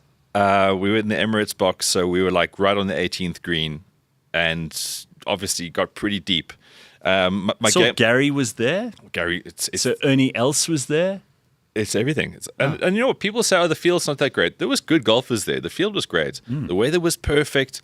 My game plan was go pretty deep on Friday at the bar, obviously. And then Saturday, walk the course and actually go watch it. And I did just that. I absolutely nailed it. 10 out of 10. My execution was fantastic. Day drinking is still the best thing you can do in sport. Yes. Especially in that In environment. fact, I would say in December. Full stop. In December in this country. It's the best way to start December. And when you're there, people don't even care about the golf. They're just having the best time. So the vibe is great. Like you can watch these oaks or you're just getting Decembered. Right. It was so great. And then as an extra gift, it's the Alfred Daniel Championship this week now at Royal Johannesburg. So it's normally at Leopard Creek. But unfortunately, I think there was like an issue with a couple of the greens because golf course and golf course maintenance is a very unnatural thing. you really are fighting with nature every single day to make something as perfect as Leopard Creek. Yeah. And I think a few of their greens were just not ready. Oh, there's So- going to be hell to pay. Yeah, sure, but these things do happen. So Royal Johannesburg is now hosting this tournament. Superb. And I was there. I've actually been there the whole week. And yesterday, it rained obviously hugely this whole week, but the course is nice and soft. Again, just such a cool December vibe. We've got Louis Oosthuizen's playing, Dean Burmist is playing, Brandon Grace are playing, the Stingers guys. This weekend is actually the premiere of the Stingers documentary on Supersport, Greens and Gold. And it's like Chasing the Sun, but for golf. So last Sunday I went to the premiere of it. Yeah. It's just so good. It's just so damn good watching this. And I think it's a chance for people unlike me to finally realize, like, wow, these golfers actually live a very interesting life. Our guys are really funny. Like Louis Oosthuizen, you wouldn't think it if you just watch him on TV. The bloke is priceless. Like the humor, the charm. All right. In his own scenario. And you get to go watch these guys go play. They're going to be at Royal Johannesburg this weekend. Greens and Gold on Sunday from 5 p.m. It's going to be a 5-part docu-series. And it just, like all I want to do in sports is share my enthusiasm and why I care so much with average people. Well, it's infectious. I just love it so much. I mean, you got me interested in golf 2 weeks in a row. Yeah. And that's an achievement. Bitcoin But says, and I like this, he says, if you put the words, we were in the Emirates box and we went so deep into the same sentence, you're asking for trouble. Yeah, sure. You can take a lot of things I say out of context. And I mean, there's some Emirates box that comes in on every plane, and you're allowed to go deep, but just got to find out which hotel they're at. All right. Yeah, out of context lines in this show could be another show in itself. Yeah. Oh, yeah, for sure. All right. So what's happening this weekend? Yeah. So let's just, as we're on the golf. So it's been raining a hell of a lot at Royal Joburg, so it's very soft. And yesterday the guys really... I mean, the course must be looking spectacular. It is phenomenal. If you go onto my YouTube channel, I actually made a video yesterday of like a day one walk around at this place. It is so perfect. It is so lovely. It's wet in places, unfortunately. But the guys went really low because they can just fire at the pins. Yeah. There's not a lot of roll. So Eugenio Chakara, he's this swashbuckling Spaniard. He was 9 under yesterday. Sounds like a movie superhero. 9 under. Christian Birch as well, 9 under. Huh. You only play 18 holes in a round. It's every second hole you make an average birdie. It's amazing, 63. And then Brandon Stone, Tristan Lawrence, they're -8. So, level par is currently 94th. That's how good the guys are playing in that first round. So that'll be on all weekend at Royal Johannesburg. What do you do on that course, Ben? You've played it. It's my home course. The East course is not easy. I think my best score there has been 74. It's my best score. That's all right. But, it's just that these guys are such a high skill set and they really know how to manipulate the conditions. So they can fire at whatever they want. Because normally when pins are in tough places, you can't aim for them because they roll off the green. But because it's soft, they can go for it, it'll stop. Just course management, it's a joy to behold. I'm going to be there all weekend. I'm going there after this. It's incredible. I tell you what's also really incredible is obviously football right now. There was the World Cup draw after our show last week. So if you go into _the bounce on Instagram, we've put an entire breakdown of what all the pools are, who's playing who, the little dynamics. You'll see everything there. Superb. There's too many teams in this tournament. Well, you said last week they keep adding people. But at the same time, it's a fun dynamic. Then you get Curacao, and there's all kinds of other strange nations you've probably never heard of. So it's a geography lesson and it's sport. Okay. So go through all of that. That was big talking point. South Africa, we've got South Korea, we've got Mexico, and we've got the... I think they didn't jumble the things properly because we always come up near South Korea because both got South in the name. And I think someone didn't shuffle the cards. And in 2010, we played Mexico in the first game. So now we play Mexico in the first game as well. Oh, you see, they really haven't shuffled the decks. Haven't shuffled the decks, no. Yeah. Somehow. In fact, wasn't our opening match here in 2010 also against that was Mexico? Yeah. Because we don't go to World Cups because we've been shite until this time. That's correct. And now we're at the World Cup, which is really exciting. So, go get through all of that. Huge talking points. Obviously, people are excited about the fact that if we can somehow beat Mexico, the other European qualified needs to get into the group. So it could be someone like North Macedonia or Denmark or not Denmark. I don't know. on_the bounce on Instagram. Full breakdown. It's all there for you. So obviously there was huge football. I mean, December's the biggest football month, probably of the year when you look at sheer fixtures. We've got Premier League, we've got Champions League, we've got Liverpool losing every week. It's just exciting. James, nothing to say about that, huh? Okay. Go on. And thing. We actually won this week. I don't know what you mean. We won this You week. probably played against some brothel in Belarus or something. That We champion played doesn't count. Inter Thorpe Milan, United. I mean, James, Inter Milan. Arsenal beat a nightclub this week. You don't see me going on about that. Inter Milan, who were in the Champions League final. James, if you just turn your allegiance to Accrington Oh. Stanley, as it should be, Okay, that's everything will improve. To where it be. That's fair. So I'm this is while we're in Liverpool, okay? Mo Salah is a Liverpool legend. Right. Absolute Liverpool legend. Okay. Last year, they were talking about new contract, and he had a season of his life. Basically, single-handedly got them the Premier League title because Arne Slot was just basically being bald and mouthy, which now seeing isn't enough. Fancy that. Season 2, being I bald. love the way you started criticizing bald people since you got your hair back. I know. Because I can. I like this. I've this walked is, this tough this road. is like when a very fat person, they lose the weight or they go on Ozempic and then they suddenly start becoming fat haters. I've walked this journey. I can do Yeah. it. So Arne Slot It's doesn't... your journey. On Slot, bald and mouthy, not good enough second Right. season. Okay, he's now seeing his ass. And now Mo Salah, he came out with this interview saying that this team's throwing me under the bus. Oh. I'm not getting chosen. I've been the backbone of this team. Now they don't care about me. He can't get picked. Sounds like sour grapes. Massive. Well, this is the thing, right? So now they're playing Brighton at home, and now he was saying, "Oh, this could be my last game at Anfield." James is going to be his last game at Anfield. Truthfully, probably, to be fair. Which is okay. We're a good team. We're Drama, fine with okay. that. Yeah, So, drama. Chelsea versus Everton Saturday. That'll kick you off at 5 o'clock. Liverpool, Brighton, this Mo Salah goodbye story, also at 5. Arsenal will be getting full points against Wolves because Wolves are... Jeez, that shit. They are going to probably be the worst Premier League team at this rate. They are horrendous. Like, it's only December, but they're basically relegated. The season ends in May, but they are so dog shit. And then Sunday, huge... They're the ones who will be able to say, "Oh, it's been a hard year." Yes. Right. Wolves- Those are Wolves are actually really the bad. guys who can complain. It's been a hard year. They want to go and break. So Sunday, know there's an Gareth interesting can't dynamic hear in this place right now, but because they're really bad. Arsenal have had a bit of a wobble of late in the Premier League, and Man City are only 2 points behind now, much to the joy of James and every other gobshite who just wants to sling mud from like Man United fans. All yokes, you're slinging shit from mid-table. No shame. Yokes have no shame. But Sunday, Crystal Palace host Man City, okay? So Arsenal are going to get 3 points versus Wolves because they're basically just a bunch of shirts on a field. Whereas Sunday, Crystal Palace are now coming back. So Man City, they chasing Arsenal, but tough game away because Crystal Palace are now top 4 again. That'll be Okay. at 4 o'clock. Sunderland versus Newcastle is a big derby for Oaks who speak funny in the middle. We don't really have to hear what Ben has to say about sport, but what I do want to say is that Arsenal is really bad. They're a really bad team. Or the Premier League this week. Really, really great. Rugby, Investec Champions Cup. People Right. either take it or leave it. I mean, last week, the defending champions, Bordeaux Beglers, Hey, Sevens looked like a lot of fun in Cape Town. yeah, and they won it again. Oh.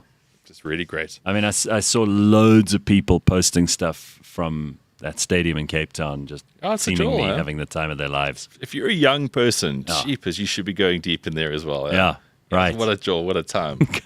Go deep. In any box. All right, excellent. So, yeah, the Investec Champions Cup last week, Bordeaux Beglers, they were at Loftus. They beat the Bulls. It was always going to happen, unfortunately. They're a very, very good team. The Stormers carry on winning, though, which is really, really great. I mean, fair enough. They played Bayonne, which doesn't really mean anything.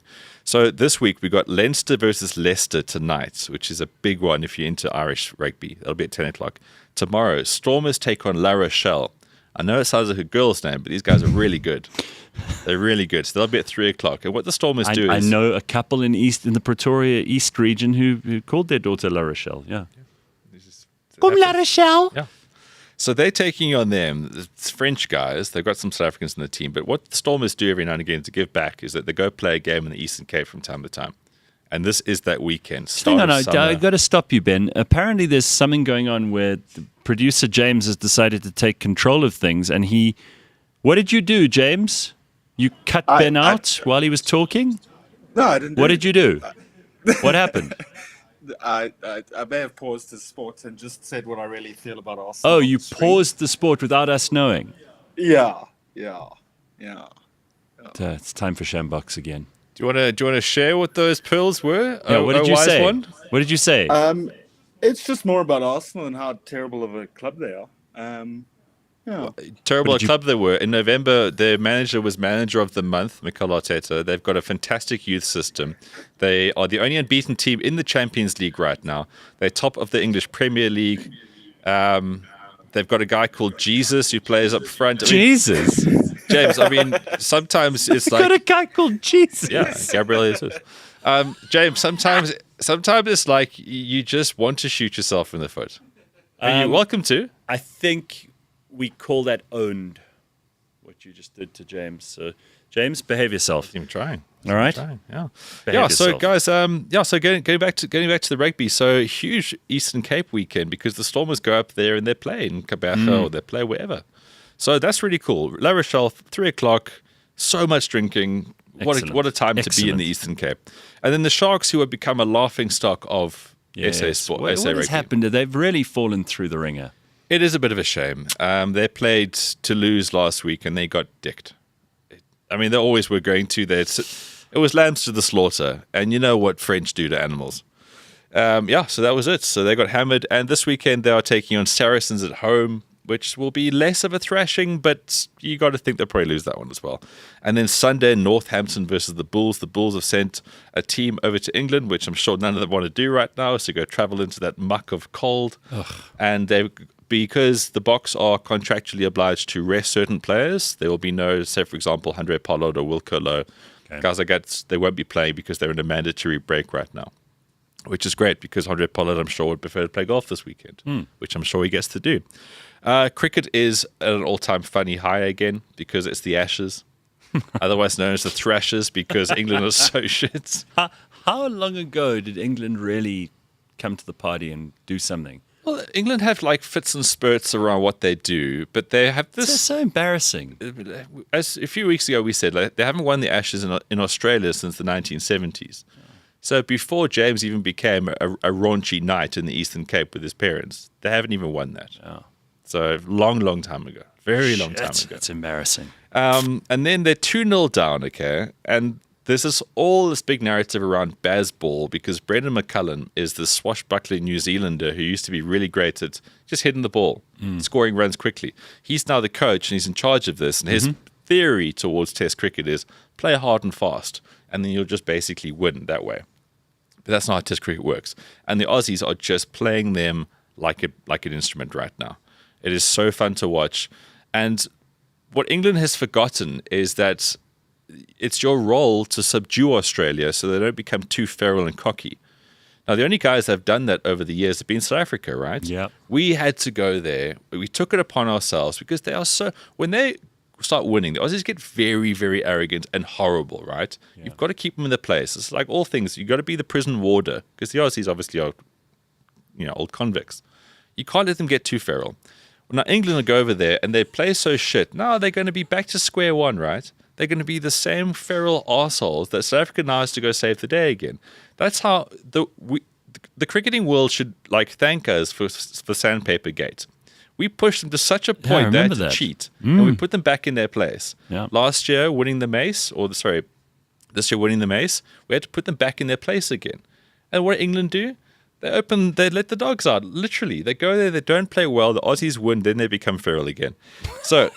I didn't word that well, but I think you get the sentiment. Third test is happening next week, 17th December, in Adelaide. Now, Pat Cummins is back.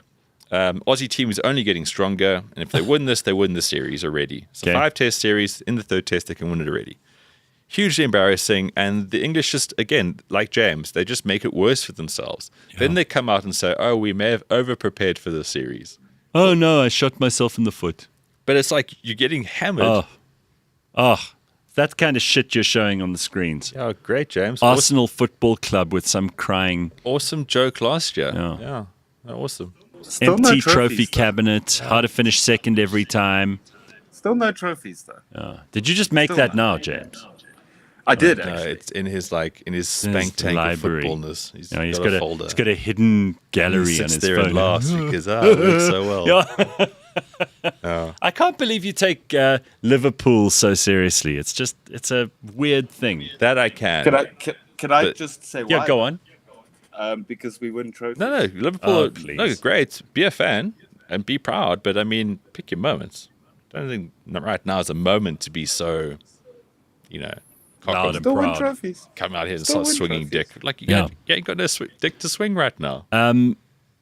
So, according to Jared, the Supersport commentator said it best last week. The Sharks camp brought top players in and were left to manage their large personalities. Would you agree with that? Yeah, but other teams have that though. This is what I don't get: is that if you want to be a top team, you have to have top players. I mean, Why can't they? The whole thing about managing it is like, yeah, well, what were you expecting? Goon says the Sharks have been cursed since Hollywood Bets started sponsoring them. Well, I mean, Yeah, the casino always wins, not necessarily the players. I haven't thought about that angle, but yeah, I'm open to any suggestions. Okay. They're just shit. And yeah, I guess maybe they felt like the good players will just instantly bring success, but that's not how it works. Look at Arsenal. Sorry, look at Liverpool. They spent all this money on all these players. Have they worked? No.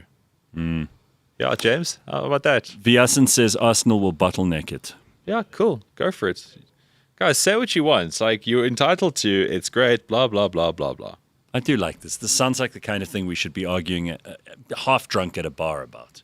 It Guys- doesn't feel like something that should be going on a Friday morning Guys, before people are at the football's office. great. Football's great for this reason, right? Yeah, so you for can have this very drunken reason arguments. right now. Okay, so just wrapping up on the cricket. Obviously, the priorities are still at India because it's this never-ending story. Yeah. They did the tests, they won. They did the ODIs, they lost that 2-1. Now we're in the tantalizing T20 stage where there's 5 of them.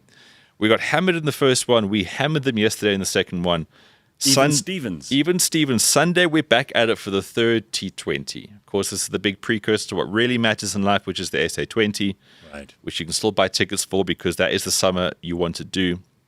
You want to have a jaw with those things. So, yeah, there's 3 more matches. We won 1. Very exciting time for cricket. And, Gareth, yeah, that's pretty much it for the sport, huh? I think that's terrific. It's All a right. big So, one. Big menu, lots of items to So choose. much to talk about, so much to be This is excited excellent. about. Yeah. And yeah, Very good. if you're in and around Joburg, I'm going to be all weekend at Royal Johannesburg. Hopefully the weather plays ball. Yonder, full of comments this morning too. Yonder says, well done, James. Put Ben in his place and show him Arsenal in the same league as Liverpool, one cup every 30 years. What did you put me in my place with? I didn't need to get into this conversation this morning, but now I'm in it as well. Yonder also says, I should have gone to the Sevens because Sivangesi was there. He had a MAGA cap on and did an insert that got people doing the Donald Trump dance. It was epic. I think that is why Trump decided to clap us with more sanctions. Yeah. Worth it, though. Yeah. He was very funny, talking about Ilhan Omar, who's the I love Somalian this. woman. Yeah. Listen, Somalians are all the rage in America at the moment. And I mean the rage because apparently the Somalian community has been involved in a massive fraud with billions and billions of dollars that they've been stealing from the American taxpayer. In the state of Minnesota, I believe that there are large communities of Somalians. Dearborn is the one place where I think Ilhan Omar is the congressperson who's elected from that district. Anyway, it's like little Mogadishu. And they even tried to vote in a Muslim Somalian mayor. It didn't go so well for him. But this is him. Why? Again, I mean, I don't want to pile on in terms of how Americans are getting involved in Somalians' affairs at the moment. Everybody's asking, why do all Somalians look like this? Look at me. I am the mayor now. Look at me. Why? Apparently, the reason is that they're very inbred. I mean, huge rates. Even more so than Pakistanis. Yeah, huge rates of cousin marriages. Cousin marriage, yeah. It's a You guys in Somalia, you've got to get your shit together. And in fact, just stay there, even if the gene pool is shrinking and shrinking and shrinking, because you're not allowed to bring people who... Why do all Somalian people look like that? What's going on there, guys? You need to do some work at home. Get it sorted out. And I know Mogadishu has more rubble that's fresh than rubble that's old. But you can't import that kind of shit and then start having sex with your cousins in Minnesota. The Americans are not going to tolerate that. It's not a good idea. Apparently, Ilhan Omar, the woman who Donald Trump had some things to say about, I'm going to send you a clip on Trump's comments about her. He's been pretty scathing about her. Apparently, got into America by marrying her brother or something like that. I don't want to spread malicious rumors if they're not true. But again, Isn't she married to a white man? are there not enough people in Somalia that people have to sleep with very close relatives? I thought everybody knew this is a bad idea. You get people with those triangular shaped heads. I mean, that's clearly the look. That's what happens when your mom and your dad are also related before they got married in a much closer way than should be legal. I mean, really, you guys are going to take care of this. And I wonder if it is anyone's experience. Please join us in the comments section if you agree or disagree. But I want to know if, because we have lots of Somalians in this country, do they also look like that? What's going on here? Somebody needs to account for this. They haven't had a government in Somalia for probably about 30 years. It's an anarchy. It's a total disgraceful shithole country. There's no other way to put it. That's why Somalians want to get out. They'll go anywhere. Somebody says here Pretoria West is like little Somalia. That's Nell Silver. Do they also look like that there? I would love to know. It's definitely, there's something that's happening that we need to talk about.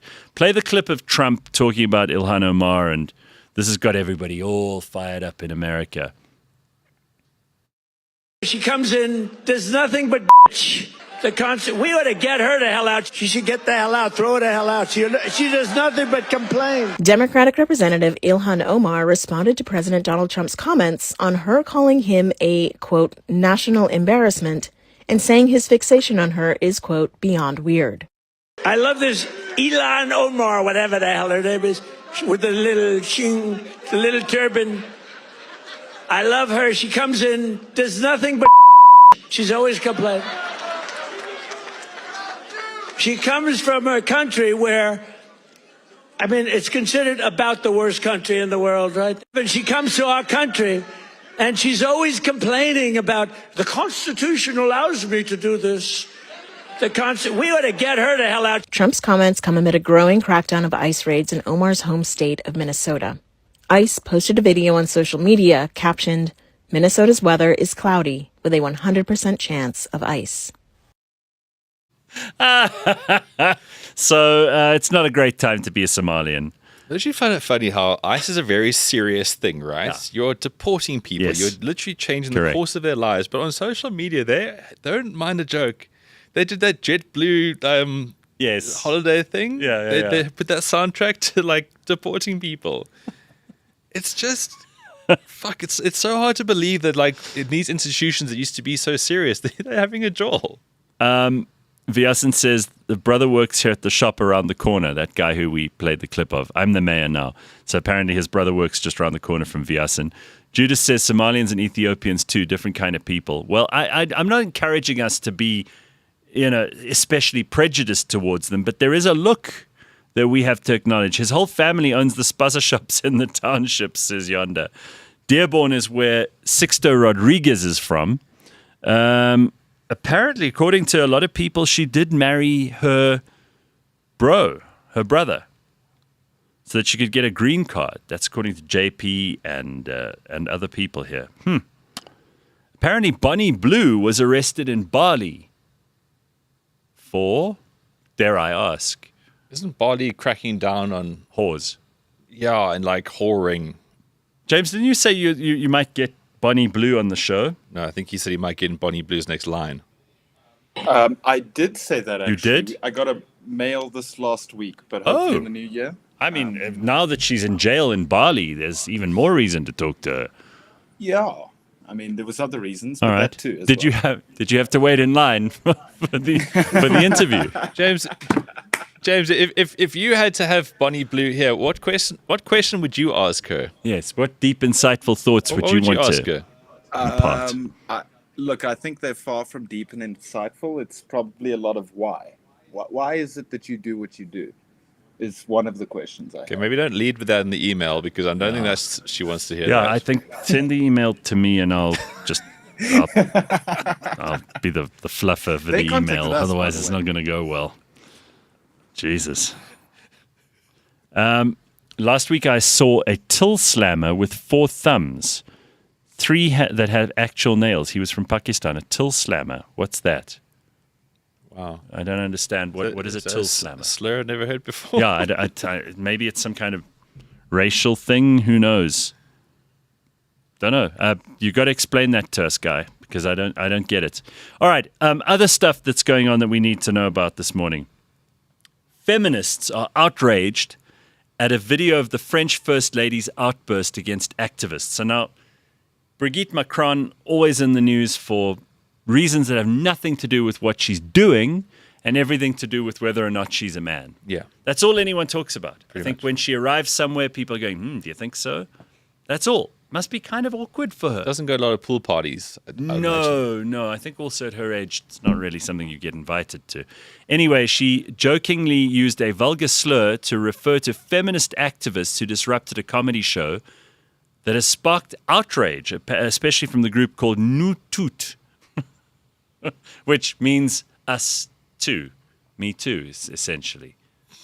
Nous toutes, okay, which turned the insult into a hashtag. The activists had protested a comedian called Ari Abitan, who previously was accused of rape but later cleared due to lack of evidence. Feminists, if someone is accused of rape and then they go to court and they are not guilty, then you can't still be cross with them. Feminists. Yeah, that's part of being a civilized society. You've got to have faith in the justice system. And if you don't believe in the justice You system, may not like it, but then who do you appeal to if something terrible happens to you? yeah. Right? So I don't know the whole story here, but this is apparently what happened. And Macron, this is Brigitte Macron's remark, which her team later framed as criticism of their radical methods. So she was basically saying, you feminists, ladies, pipe down, which proves she's a man. No, it's more like, you ladies, pipe down.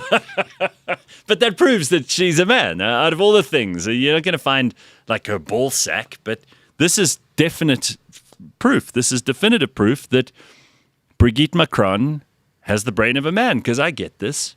I totally agree with him. I think he's spot on. I mean her, obviously, which her team later framed as criticism. So feminist groups, however, called for her comments insulting to victims and those speaking out against abuse. You know, you feminists are eventually going to have to choose between the trannies and women. Tough one. Eventually. And this is the problem, is like, you want to be ultra compassionate, the most vulnerable. That's usually what people say, especially people who actually have no compassion at all. They're the same kind of people who'd slam Brigitte Macron's dick in the till if they could. But, you know, they want to be seen as compassionate and kind. So you want to be those people, but you also occasionally will need to stand up for yourselves, because otherwise you're going to need a man to stand up for you. So you're between a rock and a hard place, and I wouldn't want to be a feminist in 2025. Your choices are bleak. I would love to Either see. going to have a guy like Brigitte Macron in the locker room with his balls and tackle out, you know, squatting like we have to as guys. We have to see the old men in the gym doing this all the time. Yeah. It's very unpleasant. Now, you girls, either you have to have that if you're a feminist, and you have to just suck it up. You have to like literally stand there while a man's hairy balls are dangling over the bench in the locker room. You either have to put up with that, or you have to stand up for yourselves. It's Tough one. tough, because no one's going to save you because you're a feminist. And we all know that feminists are hugely unattractive and men have no interest in them anymore at all. In fact, if someone says they're a feminist, that's almost as bad as saying nothing but having blue hair. You kind of know as a guy, just don't go near it. It's just poison. Well, you hear the word feminist, you just hear angry. Just like angry people. You know, And she's going to nag and people have turn. people have hurt in life, right? I get it. It's like it's a tough world full of people out there, and they have trauma and sorrow. But I think that it's just I'd live to be proved wrong on this. But every time you hear someone being an activist or a feminist, they are just inherently angry people who look for more reasons to be angry. I would say, just as we had the advice from the guy earlier about retard maxing, I would say if you're a girl and you want to be dating, and you even have feminist in your top 100 things, let's say it's 99th on the list of things you describe yourself as, just keep that to yourself. Keep it under the covers for as long as possible. Like any woman. There's no man in the world who goes, if only she was more of a feminist. Yeah, no one's ever No said guy that. ever. No guy. If he says so, he's lying. He's probably lying about a lot of things if he says he's into feminists. No one is. No one. I just think it's a redundant term because if you're a woman with a heart or any kind of soul, you are ultimately someone who wants the best for other women, right? Mm-hmm. So then have to put a title onto it and then get angry and then stir other people up to be angry as well. That just seems And then you're redundant. like looking for fights with Brigitte Macron, which is a very bad idea. It's just who knows how much testosterone strength she has. You know, like in health, we get syndromes for everything nowadays. In society, Everything's medicated. Yeah. But we have names for bad behavior. But that's what it comes back to: is that you just behave badly. Oh no, I'm a this. No, you just behave badly. Mm-hmm. Yeah. Well, I think our guest after 8 is going to take us to some interesting places too. His name is Drew Birch. He's a South African speaker and performance coach. He's known for his direct, high-impact approach to personal growth. You know, we were talking about upskilling yourself and improving. So this is one of those guys who likes to do exactly that. And he's built a following quite recently, actually, by breaking down discipline, which is also something we talk about often, resilience and purpose into practical and actionable ideas that people can actually use. He works with individuals and teams to shift mindsets, and he's a part motivator, part strategist. I was a little disappointed at Leigh-Ann's reaction to last week's motivational guy. She just didn't pick it up. That in a week where she'd given up smoking. So I feel like Leigh-Ann maybe wasn't the right subject for that poor guy. I'm going to try again this week without Leigh-Ann. So that's part of the strategy. But he'll be talking to us in a short while. Leigh-Ann is currently rowing in a fucking boat. Slave ship. She's being whipped by and they're playing the drums so that she can row on time. Poor Leigh-Ann. It's a hard life, to the man. beat of a drum. It's a hard life. Here's a question for Bonnie Blue from Bitcoin But. How deep did the Emirates go in your box? A lot of inside jokes on the show today. I love it.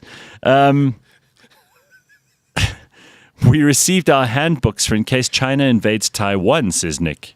I'm still feeling good, though. Have a lekker Friday. Well, all right. If that's what you got your handbooks from the government for when China invades. Taiwan just going to roll over, right? I'd love to know what's in there. Yeah. Send us a copy of that. Send us a PDF. Or like, what's the most important thing? I mean, is it a fight or flight? What is the handbook telling you to do? Do they say go left, go right, go towards the sea, go towards the hills? Is it tips on how to surrender or tips on how to go for the jugular? Yeah, I'm so intrigued by this. I want to know too. What's in the handbooks? Did you get a weapon with it?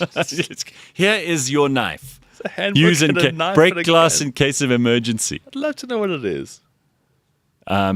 Can you imagine if in South Africa the government was handing out handbooks on what we have to do if there's an invasion from Lesotho? I don't know that we'd even get that right. We'd probably stab ourselves. Last week's guy was just a bit cucked, not Leigh-Ann's fault, says Andre. Well, Andre, you either take the motivation or you don't, but cashier is the correct word for a till thing. Till slammer. A till slammer, that's it. Sorry, that's quite right. We're not going to take your prejudiced terminology here, Bitcoin, but we won't. We just won't allow it. There's one other thing I want to show you quickly because I think this is quite funny. So this lady is a real life witch, and she has a question about a spell, and I know we'll be able to find. I knew the show was going so smoothly without you foisting some horrendous looking woman on me. I need you to see this. This is not. How do you know she's horrendous? You started with saying this woman's a witch. She calls herself a witch. She wants to know about whether her spells are working because of how the candles burn. She's going to look like a dirty potato. I wonder if Maybe you've seen this clip already. I just know you. Okay. Maybe there's someone in the comments section, someone who's watching or listening to this that can give her some advice, because she seems like she's stuck in her witchy ways. She's in a very tough place. She's not sure which way to turn, like the Taiwanese. Quick question for my fellow witches. When you do a spell involving a lit candle, if the candle burns really quickly and you haven't done anything special to it, like added oils or anything, if the candle burns really quickly and you're literally just staring at it, does that mean the speed of which the candle ritual progresses, does that incline how quick the outcome could be?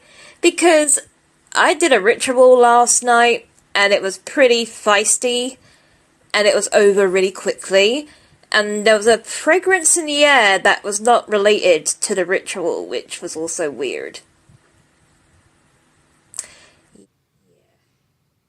The ritual that she did last night was consuming 8 chickens, 5 gallons of ale, and 14 pounds of potatoes. That's what she did. That was her ritual last night. But if there are any witches among the audience, you might want to get in touch with her.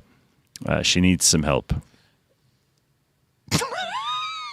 Was she everything you expected, Ben? I'm just trying to say, this is going to sound disparaging, but it's actually me trying to be positive. She looks like a toad, but she sounds like a human. I mean, that's like, you know when your eyes are like betrayed? Like she sounds like... What I'm amazed by is that she's actually round. She is completely spherical. I've never seen a face like that. I think what happens is when you get to that level of obesity, everything, your body is like a big balloon, and a balloon always expands in a spherical fashion. Yes. And I think that's what happened to her face. Her face is completely round. You could literally draw a line around it and you're drawing a perfect circle. It's phenomenal.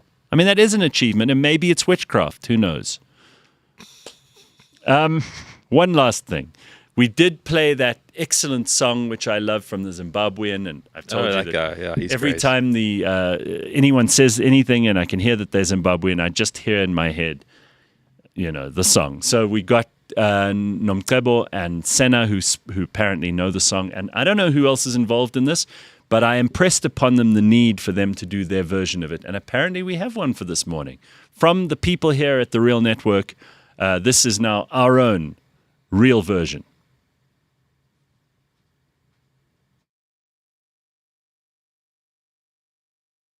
I don't blame people for disappointing you.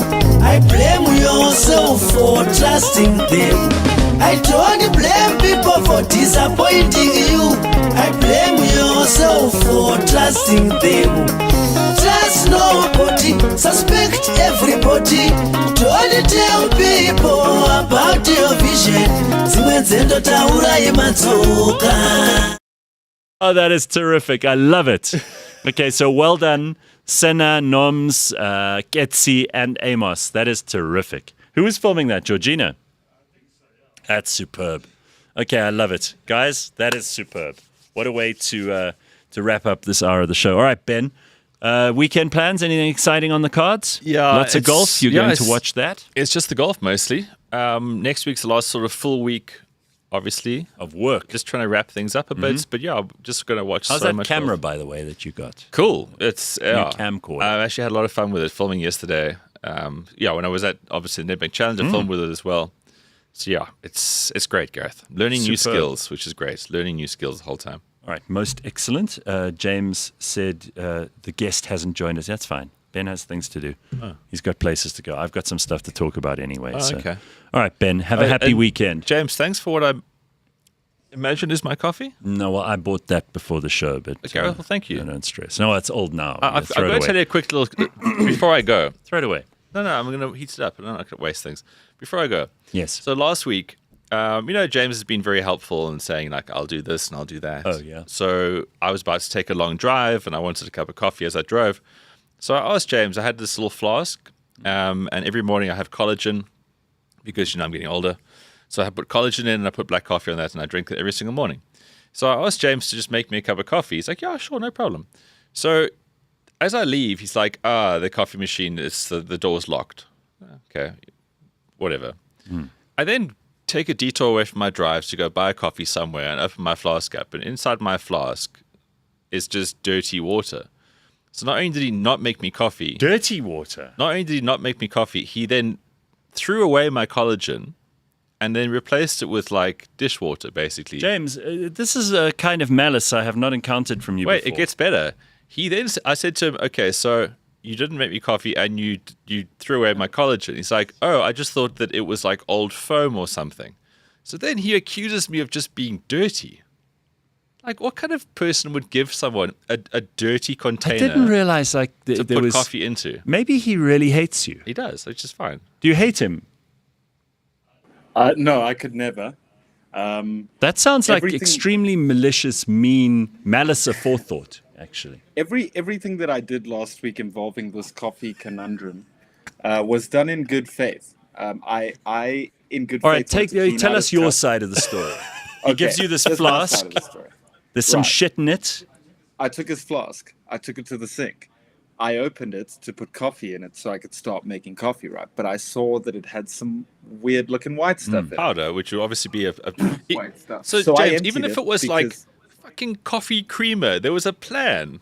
Did you explain this to him? Old foamy milk from the morning of the show. If you see powder, I mean, like you thought that. Yeah, look, you must assume. Now, trust nobody. I know, Gareth. I've taken a massive risk here sharing. Suspect everybody. I've taken a massive risk here sharing a story where I'm going to come out as the bad person.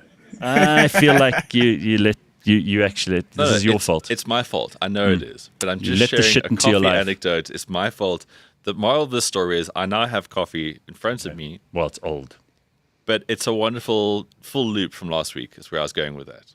Circle of life. All right. Well. Don't blame people for disappointing you. Blame yourself for trusting them. I'm telling you, those words, it's one of probably the wisest song of 2025. That and going full retard. And everywhere I go, people know it. Go, play it. Yeah, go, give us a go. I blame yourself for trusting them. I don't blame people for disappointing you.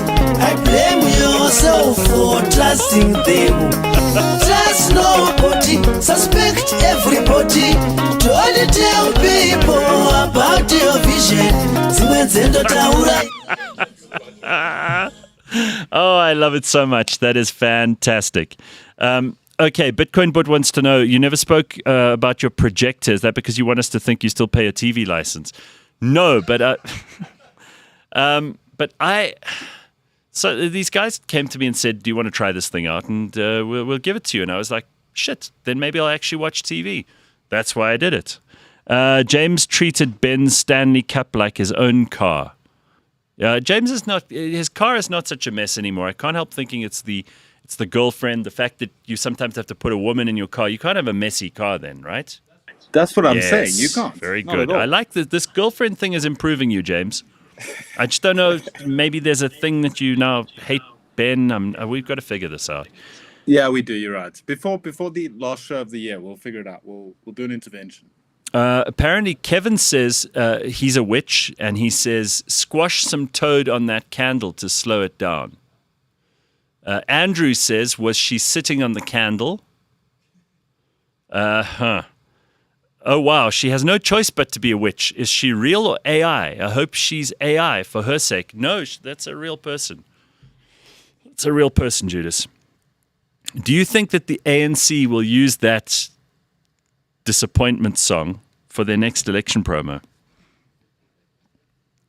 That would actually, if they did that, they'd probably score a couple of votes. People would be impressed that they had a sense of humor, right? Okay, listen to this quickly.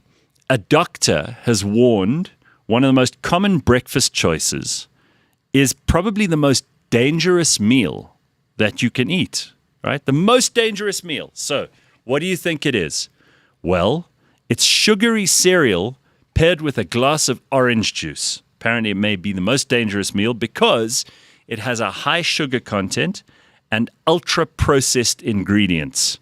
He explains that many cereals are essentially sweets in disguise, loaded with additives and seed oils, while orange juice contains sugar levels comparable to soda, all of which can strain the liver over time. Okay, we all know by now, and if you haven't heard this, then I'm glad to be the one to deliver the news to you.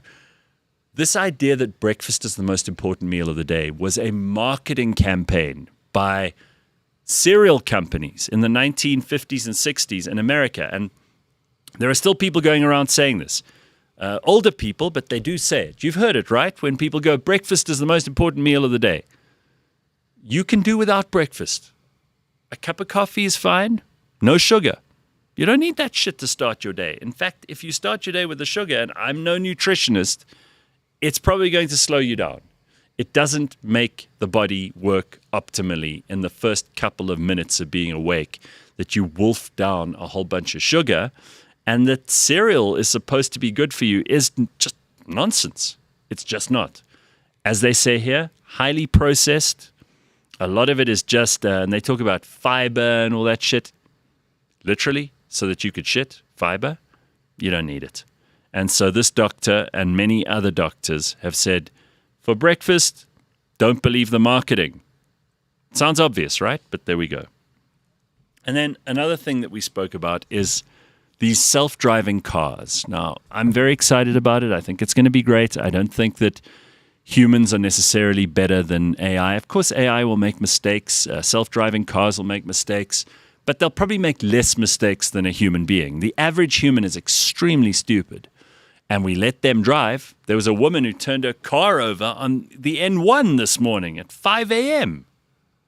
So I don't know if a self-driving car is going to do that as often as humans, but that woman shouldn't be allowed to drive. I mean, she's okay because I saw her standing at the barrier between the north and south headed highway, and she seemed to be okay. She wasn't injured, but her car was on its roof.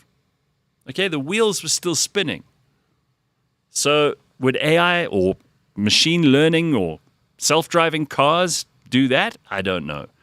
A San Francisco woman has unexpectedly given birth inside a Waymo, which is a self-driving taxi, while heading to UCSF Medical Center, prompting the vehicle's monitoring system to alert support staff at 911. The robo-taxi safely reached the hospital before emergency crews. Both mother and baby are reportedly well. Everything's fine. Waymo says this isn't the first birth happening in one of their cars, highlighting both the growing use of driverless taxis and the scrutiny that they face following recent high-profile incidents. Again, if you have been in an Uber in South Africa, you will know that an Uber driver is hardly likely to be helpful in a mother giving birth situation. Most Ubers in this country you can see them when they drive. I mean, if someone drives badly in South Africa, usually someone goes, oh, it must be an Uber driver. That's what happens. So that's going on.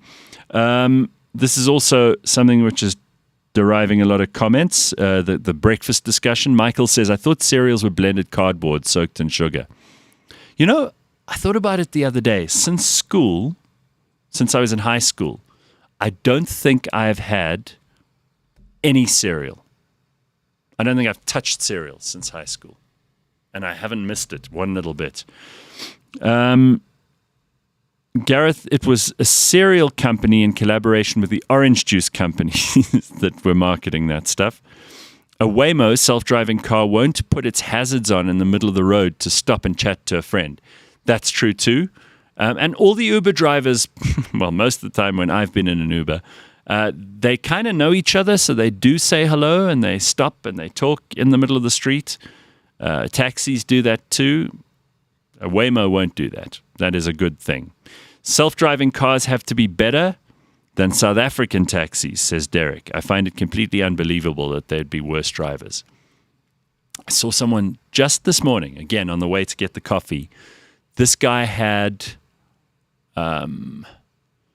he had one of his tires that was so flat, it was making a noise as it was going around. It was going as I drove past him. So I guarantee you, if that was a Waymo someone would have called it out. Someone would have said, we're not doing this. I think. Maybe I'm being massively optimistic. All right. So I want to talk to a guest that we've got this morning. Is he on yet? Oh, James. I thought you had him ready. You lied to me and you said 10 past. And look at the clock. James? It's the lies. It's the lying I find so hurtful, James. Everything else I can deal with. Oh, I got to tell you about Blind History. We recorded 3 new episodes yesterday. And one of them is about probably my favorite person. He's my new hero in history, and he didn't even live that long ago. He was born maybe 120 years ago, and I didn't know anything about this guy before we started researching this episode of Blind History. I read his memoirs to prepare for the episode on this person. I'm not going to reveal who it is yet, but that's coming up in the next 3 episodes. And it's so many interesting people, so many fascinating stories, so many cool things, facts you don't know from history, people who've lived these incredible lives. All of that's on the way. So we've got a bunch of new Blind History episodes which are coming at you. And of course, we will be here next week. Someone was asking in the comments earlier, is this our last show? No, we've got one next week, just before Christmas. James, are you going to bring a Christmas tree in? Are you and Flex going to maybe, I don't know, decorate the studio for Christmas? We do have a Christmas situation. Oh, you have a situation for Christmas. That's great. We'll leave it to be revealed next week. That would be lovely. I'm very excited about it. I have no doubt it'll be a magnificent Christmas arrangement. 100%, yeah. That's going to be great. So, again, James is making big promises here. Let's see if he can deliver. There was something else I wanted to tell you. Oh, yes, we'll be back. When are we back in January? After next week's the 9th. 9th of Jan. So put that in your diary too. We're just getting ready for the new year, And don't forget, next week, Tuesday, for anybody who's confused, next week, Tuesday is also a public holiday, right? It's called Reconciliation Day. Is that it? Day of Reconciliation. So that's probably a good time to call up the family member who no one talks to, someone you have a bad relationship with, mend something, patch something up. Reconciliation. You know what the word means. Maybe do something around that. Call up your ex, and while she's probably sitting with her new family and her new boyfriend, call her up and say, hey, just wanted you to know, I'm thinking of you. That's a great idea. Don't you think? I think take my advice. But record the reaction, okay? Make it a video call and record her reaction, and then we can play it on the show. In the season of giving, why not? Yes. Do it. Call up the ex. In fact, what you should also do is maybe phone up the uncle who stole all the family money and is in jail. Phone him up and go and visit him. Take him mince pies on Reconciliation Day, just ahead of Christmas. Everybody's got that black sheep in the family. Make them feel part of the family for Reconciliation Day. It's the least you can do. You mustn't be so selfish and only think about you and your happiness. Find the crappiest person in your family and welcome them back into the fold. Hell, if you like it enough, invite them for Christmas as well. It's only a couple of days later. What's your take on mince pies and fruit in dessert? Are we really going to talk about mince pies? Because I think we've had far more expert people than me. People like the late Isabel Jones, who knew mince pies. Man, that woman could tell you anything you needed to know about mince pies. James, Flex, everybody in the audience, people who have just stumbled upon this podcast for the first time. Let me tell you, mince pies are terrible if they're too fat, right? We talked about cereal being bad for you. If there's a whole lot of fruit mince, and it sounds revolting, but it's actually just minced fruit. If there's too much of that, not good. Do you have strong feelings about this, guys? Is there anything that you need to tell us? My stepdad, who's British, loves mince pies. But the fat ones, an actual pie that's filled with fruit mince. Correct, but I can't think of anything worse than that. in the whole So world. if you go and visit that uncle in jail, you said he's in jail? Yes, yeah. Then you take him the fat mince pies. That man is good books, yeah. Okay. Anyway, Drew Birch. Just remind us why he's in jail. He Robbed a bank? He robbed a bank, and then he stole my grandmother's car as well. Great. So she reported him to the police, and now he's in jail. Correct. And now all he's hankering for is a serious mince pie. No, I will say I'm prejudiced, obviously, but my mother makes these mince pies, but there's like it's a thin biscuity crust around the along the bottom, and then she just puts a little sprinkling of mince, and then icing sugar on top of that. So they're thin. They're almost like little biscuits. They are fantastic. That's the kind of mince pie I'm into. Not those big fat ones that if you squeeze them, it looks like jam comes out, right? That's no good. That's just like, you might as well just dip your hand into a jam jar and just eat it like that. You know, the coup. You remember those tins of mixed fruit? Remember the shit your parents used to put on your sandwiches at school? You don't want that. No one is desperate for the coup mixed fruit jam in the big tin that you get at Macro. The 10-liter, that's the one. Someone is making mince pies out of that shit, and they need to be stopped. Okay, we will do a prisoner swap. We'll take James's uncle out. We'll put the person who buys the 10-liter mixed fruit jam in. They deserve to be there. I think that's the only way to go. All right. I haven't heard from the comment section about any dirty office parties this year, which is disappointing. You know, usually around this time we get someone in the comment section talking about, somebody from the office sleeping with someone else that they shouldn't have, or someone getting too drunk at the party and saying something to their boss that they shouldn't have. If that's happened in your company, you need to tell us, man. We want to know. Oh, okay, we'll get Tim in a second. Just do me a favor. Drew, hey, I'll be with you now. James, there's a good suggestion by Bitcoin, but do a mince pie poll. You and Flex seem interested in this. Let's do it. Okay. Something that probably a lot of people don't care about, but let's see. If it gets some votes, it gets some votes. All right. I mentioned and introduced him a little earlier for people who might want to come in now and be a part of this discussion. But Drew Birch is a South African speaker, performance coach. I met him just a short while ago online and decided he would be an interesting person to talk to. And he's doing this incredible stuff on the internet at the moment, built up a nice following, talking about things that I think most of us care about. Some of us actually do. We're practically involved in this on a daily basis. Some of us maybe are trying. But he's interested in discipline, resilience, and purpose, and turning those into practical real world ideas that people can actually use. I love this. Drew, it sounds to me like we're going to get along. It's nice to have you on the show. So how did this all begin before we get into the discipline and resilience and everything else? Morning, Gareth. Good to be here. I started off as a bit of a bad boy, inverted commas. Had my fun at university and caught the consequences of that lifestyle. No, but hang on. You can't just breeze past this. I'm not going to let that happen. So when you say you behaved badly at university, I mean, how badly? Are we talking raping nuns and drinking petrol and desecrating churches, or maybe just something a little lower down the scale? Yeah, I think perhaps instead of sex, drugs, and rock and roll, it's sex, drugs, and drum and bass. Oh, okay. Oh, wow. You really did behave badly. Drum and bass, that's an appalling character assassination most people wouldn't admit to. Yeah, I had my fun.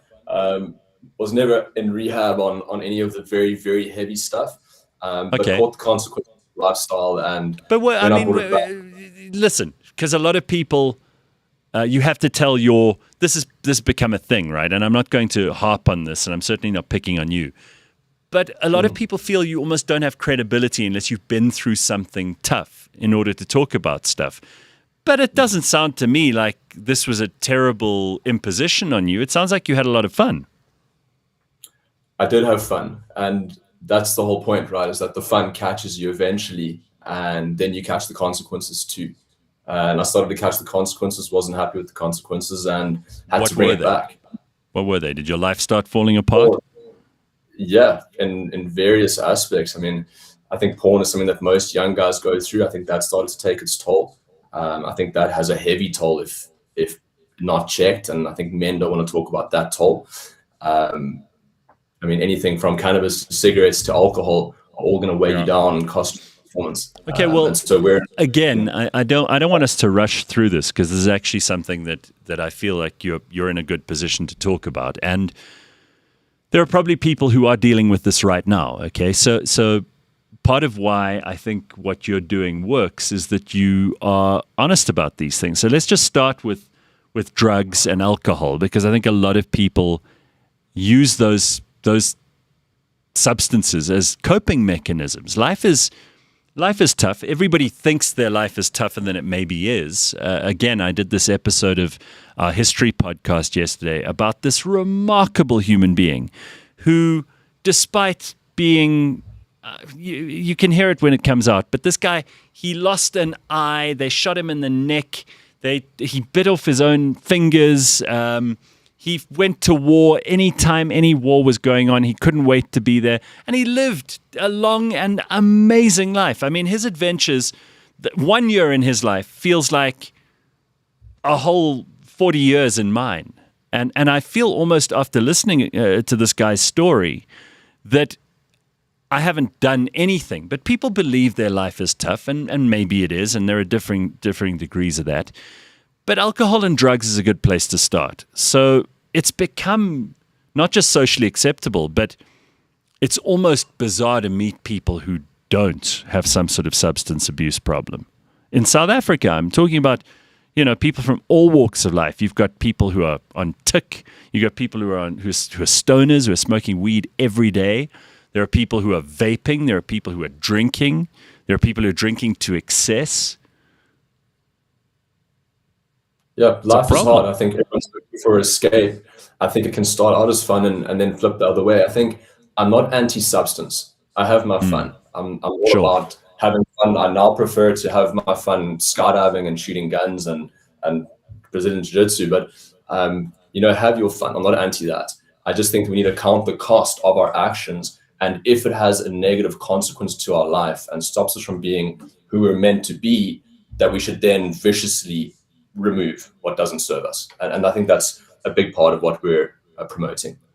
All right. You mentioned porn, and I think that there are a lot of young men, there are a lot of men, full stop, who are just not aware of how damaging that is for, first of all, the potential relationships that you're not having, because it's easier to just watch porn. I think it's also making guys antisocial. It's giving them an unrealistic expectation of what the real world of sex looks like and feels like. And it's also devaluing them. It makes them less competitive. It makes them less enthusiastic about going out and meeting real women. I think it devalues the women because you objectify them. There's so much wrong with that. And maybe you're right. You said at the beginning of your story that guys don't realize how bad it is for them. Did I cover all the points, or is there more? You hit it pretty much on the head. I think every aspect that I would have brought up, from the fact that it's kind of strips your daily motivation by numbing your dopamine receptors, the fact that it makes you a social outcast and kills your confidence by numbing your androgynous opiate receptors, the fact that it causes you to not have good, arousing sex with somebody who is wholesome and just loves you because you've had your sexual preferences warped, something called violation arousal. You actually get turned on by something that is a little bit more extreme than what you're used to. A lot of mechanisms that mess with the brain, but also just killing your capacity to push through something that is difficult, right? Shrinking of the prefrontal lobes and a lot of physiological long-term impact, like then erectile dysfunction. And nobody wants to talk about that.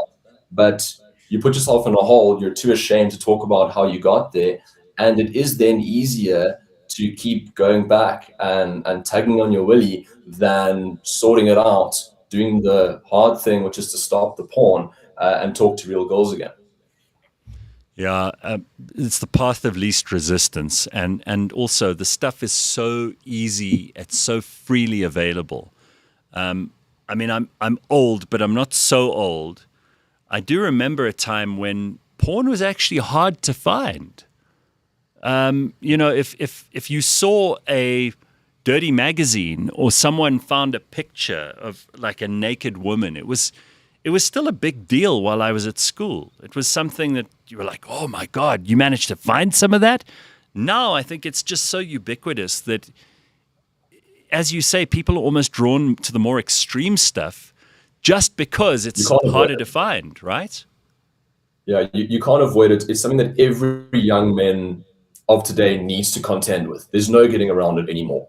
Back in the day, you could have got to your 30s or your 40s before you found a nudie mag. And, you know, maybe that wasn't so bad back then. But right now, you know, you're 8, 9 years old, surrounded by older guys. There is no break in the wall of conversation. So everybody's having the same talk now because we're all on the internet together. And so you do get exposed, whether it's social media or series or movies, there is no way around it. And until you can turn and face and contend with it, bring your body and your mind into submission, it is going to be one of those things that actually costs you probably the most out of anything that a man could win over. This is probably the one area, your sex, right? The consequences that you end up a lonely, creepy old dude on your porch with no one to talk to and no meaningful relationships left. Yeah, I think that's probably the lowest the lowest point anyone could reach. But I think this kind of behavior is spilt over into other places as well. I mean, you hear about people well into their 30s living with their parents. You hear about kids over 25, 30 that don't get a driver's license because they couldn't be bothered. People don't want a job. They don't want to go out and work. They would like to be an influencer and record stuff at home and suddenly make magical money off the money tree that just doesn't grow. There's a lot of unrealistic expectations that particularly, I think, young men, I think it's time that we spend a little bit of our inspection. We inspect a little more closely the condition of so many young men. You know, if you're smoking weed, you're still living with your parents, you haven't got a driver's license, you're not interested in getting a job, and you're watching porn, that's like the most deadly combination to just completely crush you and make you feel as if your life's going nowhere. And if young men are feeling like that, it's a tough business. I know it's your business to pull them out of it. Yeah, and I think we need to ask why they're getting there in the first place. And you hit it on the head earlier when you said it's escapism. Young men are hopeless. They're looking at their prospects. Their money's been devalued to the point that earning doesn't really make a difference anymore. You can't save. Inflation's through the roof, so that's not going to work either. Everyone's living the super glamorous life online when you're looking there, and so you feel like you're behind. You feel like you can't get ahead. And so one does turn and try and escape. And so it's the same as the man on the street who one could judge for being an alcoholic or being on Tik. You kind of think, flip, you know, I don't want to give these guys money because he's going to spend it on drugs, and that's just, you know, terrible decision making. It's a hopelessness. And I think once we grasp the fact that people are hopeless, it's better for them to distract themselves and to sit there apathetically than to try, because there doesn't seem to be any chance for them at the moment. I think that's where we need to start to change things, to start to change the internal dialogue, but start to really see what we can do to change our external reality and change the economy and change the environment and change the opportunities that are there. What's your first step with, like, let's say there's a young guy who comes to you and I mean, I've seen some of the stuff that you've put online. Where do you begin with them? Because you're right, like they do feel hopeless, and so much of this is external, but there is stuff you can do. There is stuff you can control. There's an effort you can make in certain directions. I have started to notice that many young men all over the Western world are taking responsibility for their health in ways that maybe they didn't before. So a lot of guys are saying, I'm not going to drink. I don't think it's healthy. I avoid drinking specifically to excess. I go to gym. I train hard. I try to eat right. I make sure that I take vitamins and collagen and all kinds of other shit. So there feels to me like there is a component of male society that is definitely on the improvement trajectory. But what do you say to a guy who's not? What do you say to a guy who's not there yet?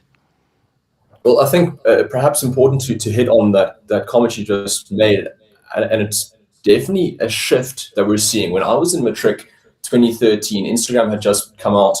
We were all talking about Blue Mountain State was the series everyone watched, and we all watched Project X, which was a movie about a house party and just absolute debauchery, sending it. And that was our culture. And so when I stepped into university, into young adulthood, that was our expectation. That's what we assumed was the norm. And so it's where we ended up. I'm not unique in my story. I'm perhaps someone who's open to talking about it and has made a strong turn perhaps earlier than most. But that was my generation's story. The next generation has had strong male influence. And I don't agree with everything some of them say. For example, Tate. Don't like how he made his money, don't like the form of his character. But what I can't argue with is the fact that he stirred up the hearts of the next generation of fighting age male. And what we're seeing right now in terms of this culture shift towards self-improvement and locking in and being focused is due to those influences. And so I think that's important. For the guys that aren't there yet, standard addiction therapy is to find a reason why. It's to find a future vision, who you could be, of what you could do, and to build that out in such a way that you put a picture in your mind's eye, maybe a vision board, right, that will draw you forward, right, that will give you a reason why you're doing what you're doing. I think you said the magic word, right? Fight. You said fighting age and young men. You need something to fight for as a guy. There is no man in the world, bar people who've been through, I don't know, strange hormone therapy at a young age. I can't imagine a guy who wouldn't want to fight for something. It's got to be something he really believes in. But it could be a girlfriend, it could be their family, it could be their nation. It could be, when guys have something to fight for, they're unstoppable, right? Yeah, you hit the nail on the head. That is so a part of masculine identity, is having something to strive towards. I think the idea of a guy holding off the enemy as his family makes retreats is like something we daydream about, right? And so I think you've hit it. And I think we need to work out why we need to be powerful. We need young men to become powerful again, to be these pillars of protection and provision that our families need, so that we can then have strong communities, and then we can rebuild the nation. And once we work out that our men need to be powerful, we can start to cut off addictions that make us weak, but also become physically strong, become mentally strong, and become financially strong as well. All right. So if you were a young woman in South Africa or in the world of the Gen Z young guys and girls, if you're a woman and you're looking for a guy, what are the qualities that you should look for? Because people seem to put too much of an emphasis on what you do for a living, what your job is necessarily, your possessions, what car you have, or what kind of clothes you're wearing. Maybe they put personal care into that category. So maybe a lot of girls are looking at guys and seeing how well they take care of themselves, how healthy they seem. Perhaps it's about attractiveness and there's nothing more to it. What do you feel are the main ingredients to a young guy making a good first impression and actually being a candidate? It comes down to character. You need a man who is strong and knows that he's strong, can wield that strength, but is meek, so he has that strength under control. He needs to be loyal to you, and if you see that loyalty to his family and to his friends, there's a higher likelihood he's going to be loyal to you. He needs to be kind. We can be everything, but if we're not kind, we lose the plot. And then he needs to be brave. He needs to be enough to stand up. Oh, have we lost him? Oi, I was going to ask him if beards are compulsory. Do you think it's a compulsory thing for a guy to have a beard? I will ask him when you get him back.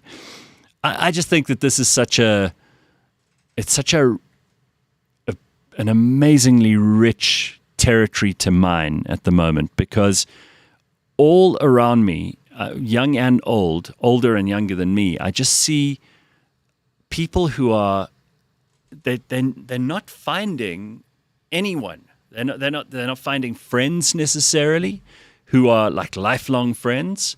They're not finding a significant other, a partner, a girlfriend, a boyfriend, a husband, a wife. They're just not finding it. And we know that this is a major problem all over the world, but particularly in developed countries. And, South Africa's half and half, obviously. But where the birth rate is declining. People are actually not pairing up and making children. It's like the most basic natural instinct to do this, and it's just not happening. And it is a concern. And I think that also the other concern is that so many people under the age of 30, probably more under 25, are choosing not even to try. Scott Galloway is a guy who's written this incredible book. He's been on the talk show circuit lately, so you've probably seen a clip or two of him on social media. He's been talking about how, yes, alcohol's bad for you, but what's worse for you is to be an incel in the basement. We don't really have basements in South Africa, but in your parents' house, sitting in front of a screen or screens, not going out and meeting other people. If booze is the thing that will give you the liquid courage to be able to approach a girl, to be able to have a conversation, to start developing enough character, as Drew calls it, which is right, to be able to make a point, say something interesting, have a funny story, make people laugh. If you can do that stuff, then have a drink, for God's sake, because if you'd rather stay at home and be sober and never interact with another human being properly, I think you're going to have a much sadder life than if you just get drunk. Plus, Drew, I've made a lot of bad decisions on alcohol, but none of them are so bad that I regret them. Yeah, I think alcohol definitely does have a tendency to bring out the worst in people. I think that it perhaps highlights what you already are rather than makes you something new. And so I'm not completely anti-alcohol. Got a wedding coming up this weekend. I will be sorting that out. Champagne and tequila are my drug of choice on the weekend. Just before you cut out, I was going to ask you, are beards compulsory for... Do women prefer beards, and should all men who are truly masculine have a beard? Be honest. If you can grow one, then definitely. I think, unfortunately, for some of our brothers and perhaps sisters out there, they can't all grow beards. But I think if you can, you should. I'd prefer the sisters not to grow beards, if you don't mind. I've never met one that I thought, wow, that's just a great fashion choice. As far as I'm concerned, if you don't have a beard, you might be considered a sister. All right, there we go. There's the honest. That's what I was waiting for. A little bit of honesty, because you beardy guys are supremely self-assured about this beard direction. I don't know. I've tried it once or twice. All I do is look like a homeless person. So I'm not going to be lured by what could turn into a barrage of insults between us. What I will talk about is South Africa, and let's relate this particularly to the work that you're doing, because you need to be a pretty resilient person to live in South Africa, right? And Ben and Leigh-Ann and I were joking earlier about how so many people are saying, oh, it's been a really hard year. But it is. This is a tough country to live in. What benefits do you think that gives us? Because when you have resistance, you grow stronger. And what disadvantages might it have? I think that when you're able to conquer your own mind and win the battle within, I think you're able to do hard things. And I think that you can keep on training that capacity. You can keep on training your stress tolerance. And what that allows you to do is that when the curveball comes in, and that curveball often comes in South Africa, it just allows you to be able to wear it, to keep standing in the storm and to keep on moving forward. And I think South Africa has a tradition of that.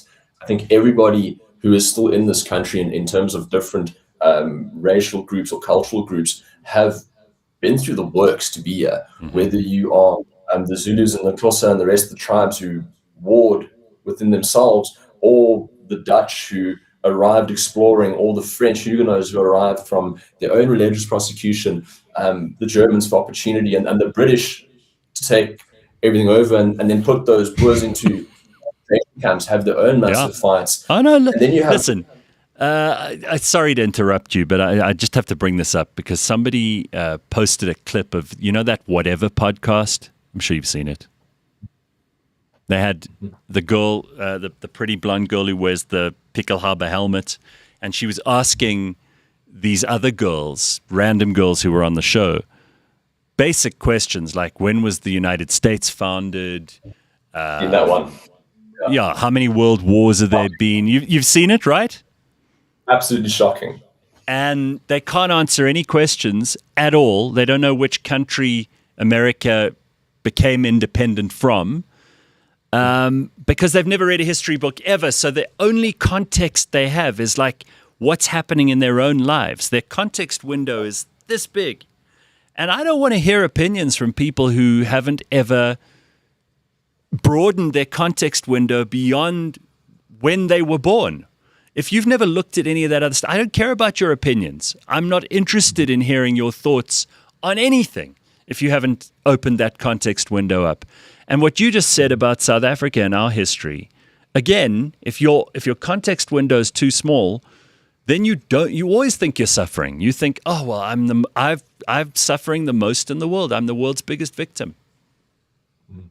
Yeah, we've had a lot going on, and my point is that we've got through it. Our people have got through it. And so we have this culture of strength. We have the tenacity about us that allows us to fight through hardship and to keep going. And I think that's the hope that we have to hold on to as a people group to hopefully build back something better than where we're at right now.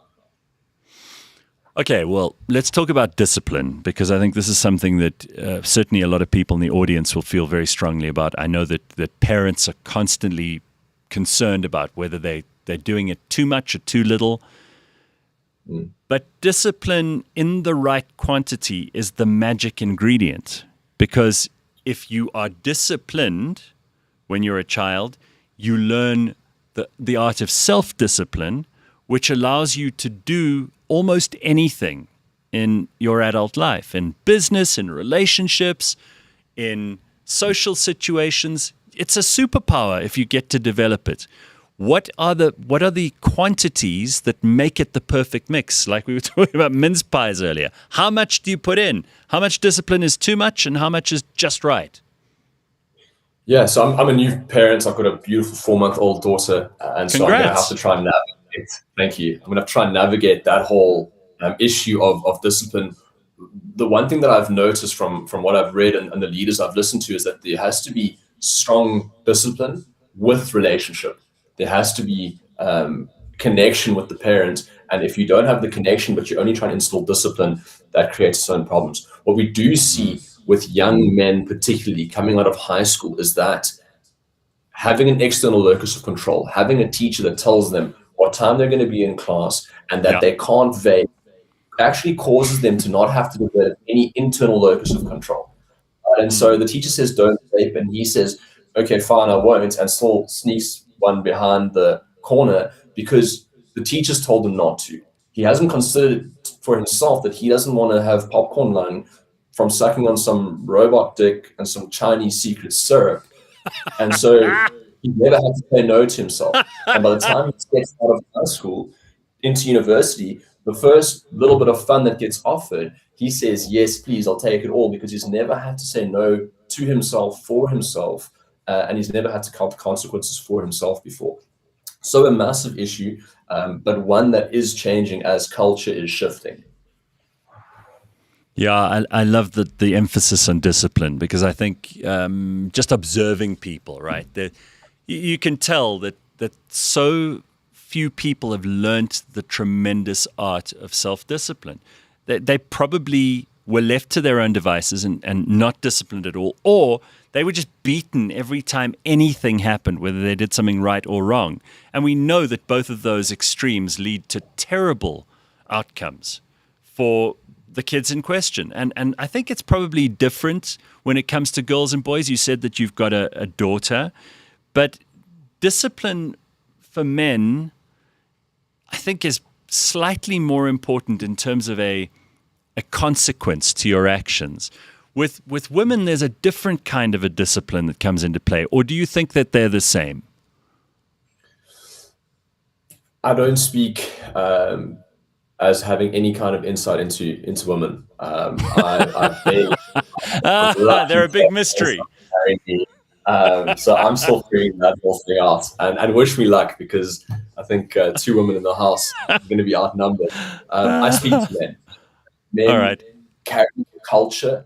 I think that they become the enforcers of culture. And I think that if I can get men to shift their hearts and to dial in, to focus up, and to be who they need to be, that the woman will follow. Well, okay, but I'm not going to let you sidestep it that easily, because obviously you have some idea of the way that women behave. And what I'm talking about here is perhaps with women, it's like learning to control yourself. And there are emotional components to that which are much more complex than they are for men. For men, often it is just physical discipline. It is things like picking up heavy things, doing what you're told, executing orders, not arguing for argument's sake. And sometimes those things seem kind of simplistic to women, but actually, guys, we're pretty simple, right? We're not that difficult to understand. No one's writing books and making movies about how to make a man happy. I mean, it's like easy.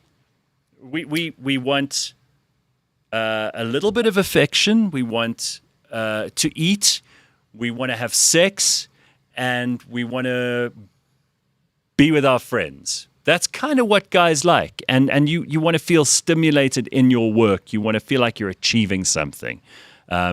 When compared to yourself, when compared to other people, and when there's a big goal in mind that you can be a part of, working towards. I think that's guys. It's like, I don't think I've left anything out. Is there anything else that I should throw into that mix?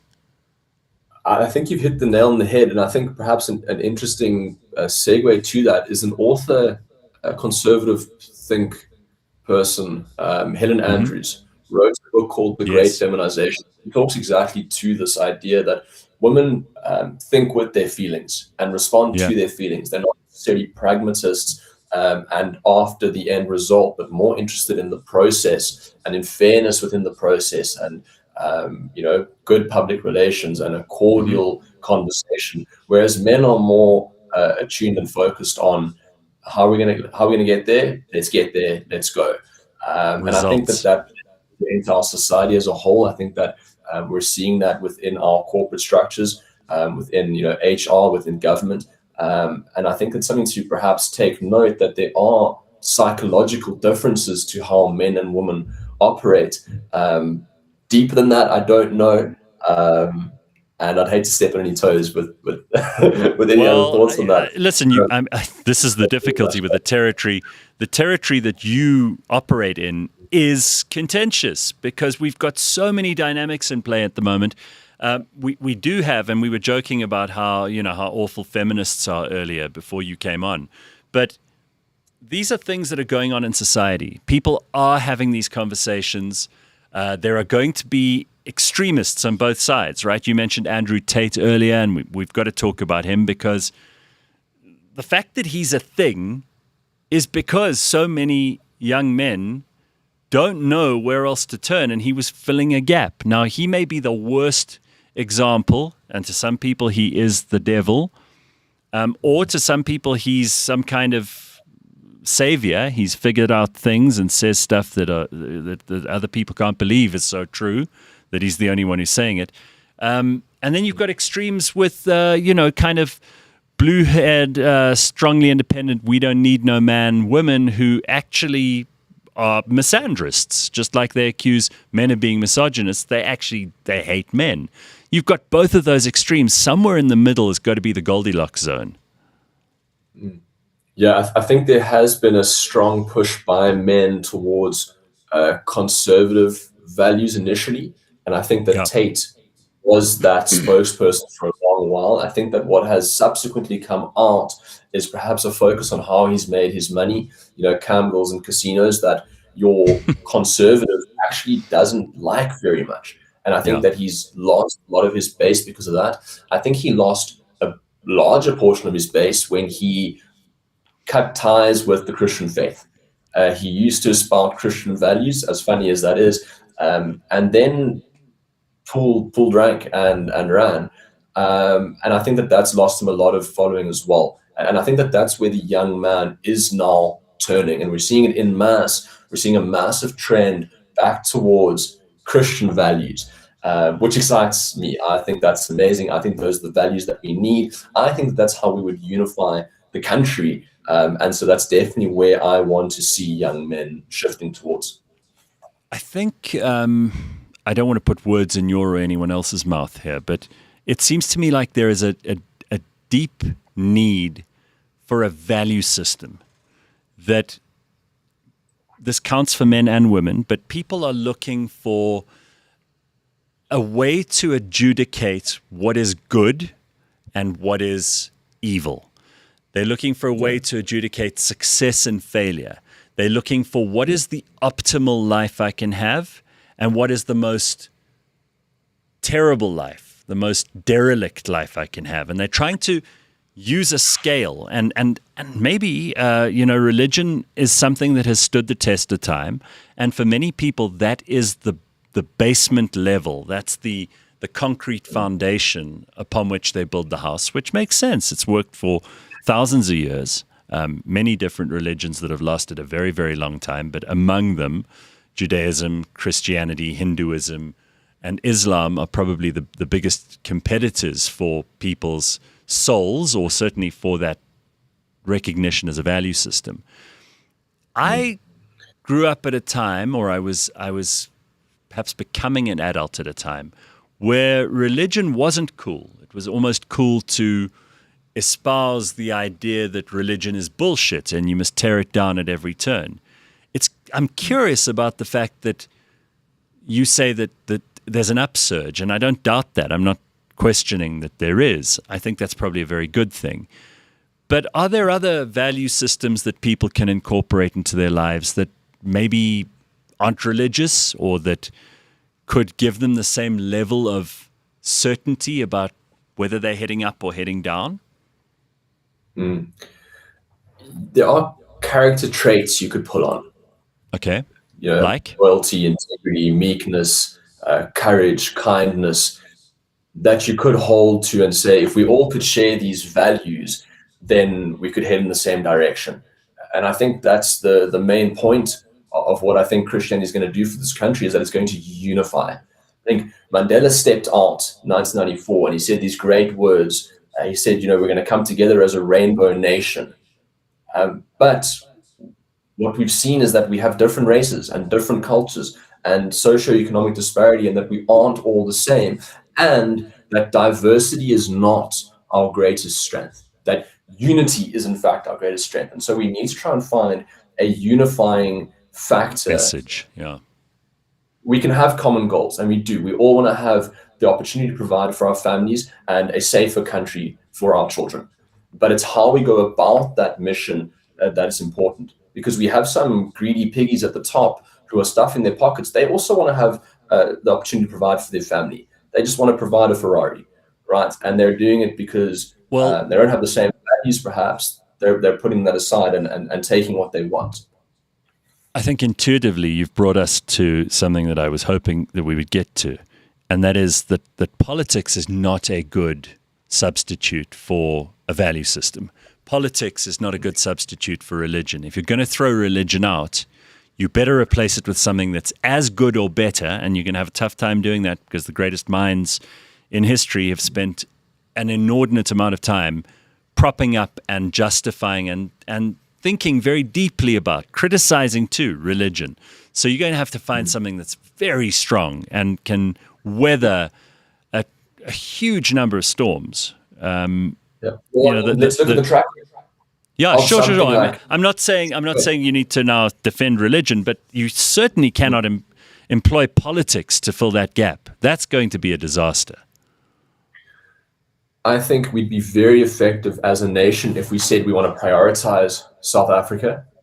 We have, it sounds like, report 35 million immigrants illegally within the country. So let's prioritize South Africans. Let's try and fix our already failing infrastructure and focus them on South Africans. And then let's use common values. And let's use common values that have been tested. And I punt this idea again because I think Christian values built the West. They built the strongest and freest nation type that we've had in recent history. And only now, the West in its twilight, because they have forgotten the Christian foundation. And so I would rebuild on a Christian value system. I'd rebuild our culture on that same rock that built the West. And I would, before a strong and fruitful South Africa, I would punt a Christian ideals. I'd raise a Christian flag. And I think with the way that young men are trending back towards that faith, that we will then find one another, we would then unify, and we'd be able to rebuild the country very effectively. You know, I can't imagine myself having this conversation with anybody on any of my shows 10 years ago. It's an amazing turnaround. I think that we're positioned very well in the world because South Africa is still a place where people have to deal with the harsh realities, which keeps you on your toes. You know, a small element of danger, a small amount of risk, perhaps even a large amount of risk, is necessary for a society to keep growing and developing and coming up with the best ideas and testing stuff, testing themselves. So I think we're in a uniquely advantageous position. And the things that make us really angry about South Africa could be our biggest opportunities.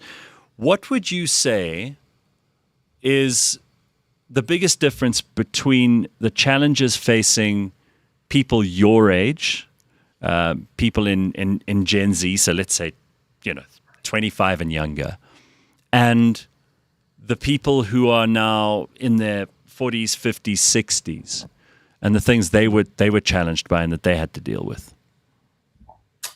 I think a hopelessness in buying power, an opportunity to earn and therefore provide for yourself and your family.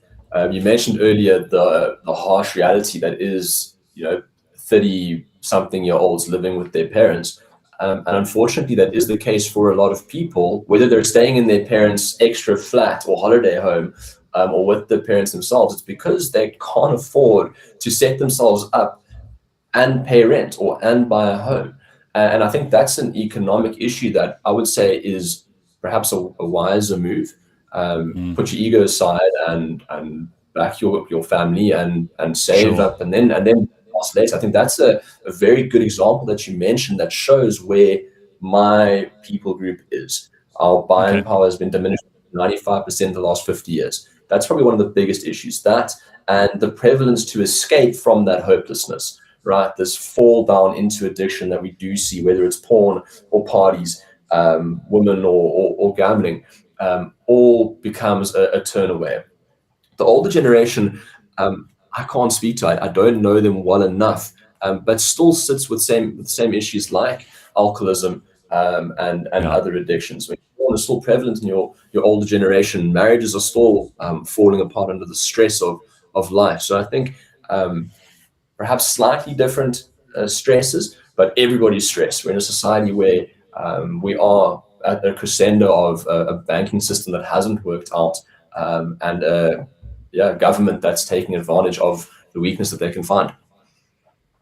A couple of people here are very pro-beards and a couple of people very anti-beards. I think we'll have to pick up that conversation at another stage. But I wish you luck. Tell people where they can find out more about the stuff that you're doing, Drew. Yeah, I think you can find me on social media, Drew_Birch on Instagram. That's where we're kind of umbrellaing everything that we do. We have the Goggins Challenge September next year, 4 miles every 4 hours for 2 days. We raise cash for charity. Jesus, say that again. 4 miles every 4 hours for 2 days. So about 76 kilometers. It's the lack of sleep and the cooling down, warming up process that really messes with your head. So a great cookie in the cookie jar. If you wanted something to build your internal, your tenacity, your ability to push through hard things, great opportunity to do that while raising funds for a great cause. And then I travel as a speaker and work with men in addiction therapy and performance enhancement. If you wanted to get involved in that, then it's advantage.today. Find me there. Otherwise, Instagram, Drew_Birch. That's DREW_BIRCH. Follow the journey. Right. Awesome. And, I love it. Thanks, dude. And good luck with the work that you're doing. I think it's massively important. It's good to see you. Thank you. Drew Birch, everybody. That's a wrap on this week. We've got one more show for you next week. I'm very excited to wrap up the year with you, and we've got some Christmas stuff happening too.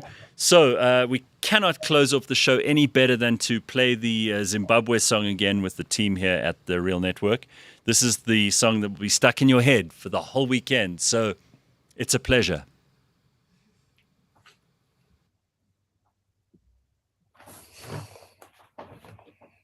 I don't blame people for disappointing you. I blame yourself for trusting them. I don't blame people for disappointing you. I blame yourself for trusting them. Trust nobody, suspect everybody. Don't tell people about your vision. Zimwe nzendotaura yematsoka. Disappointing you. I blame yourself for trusting them. I don't blame people for disappointing you.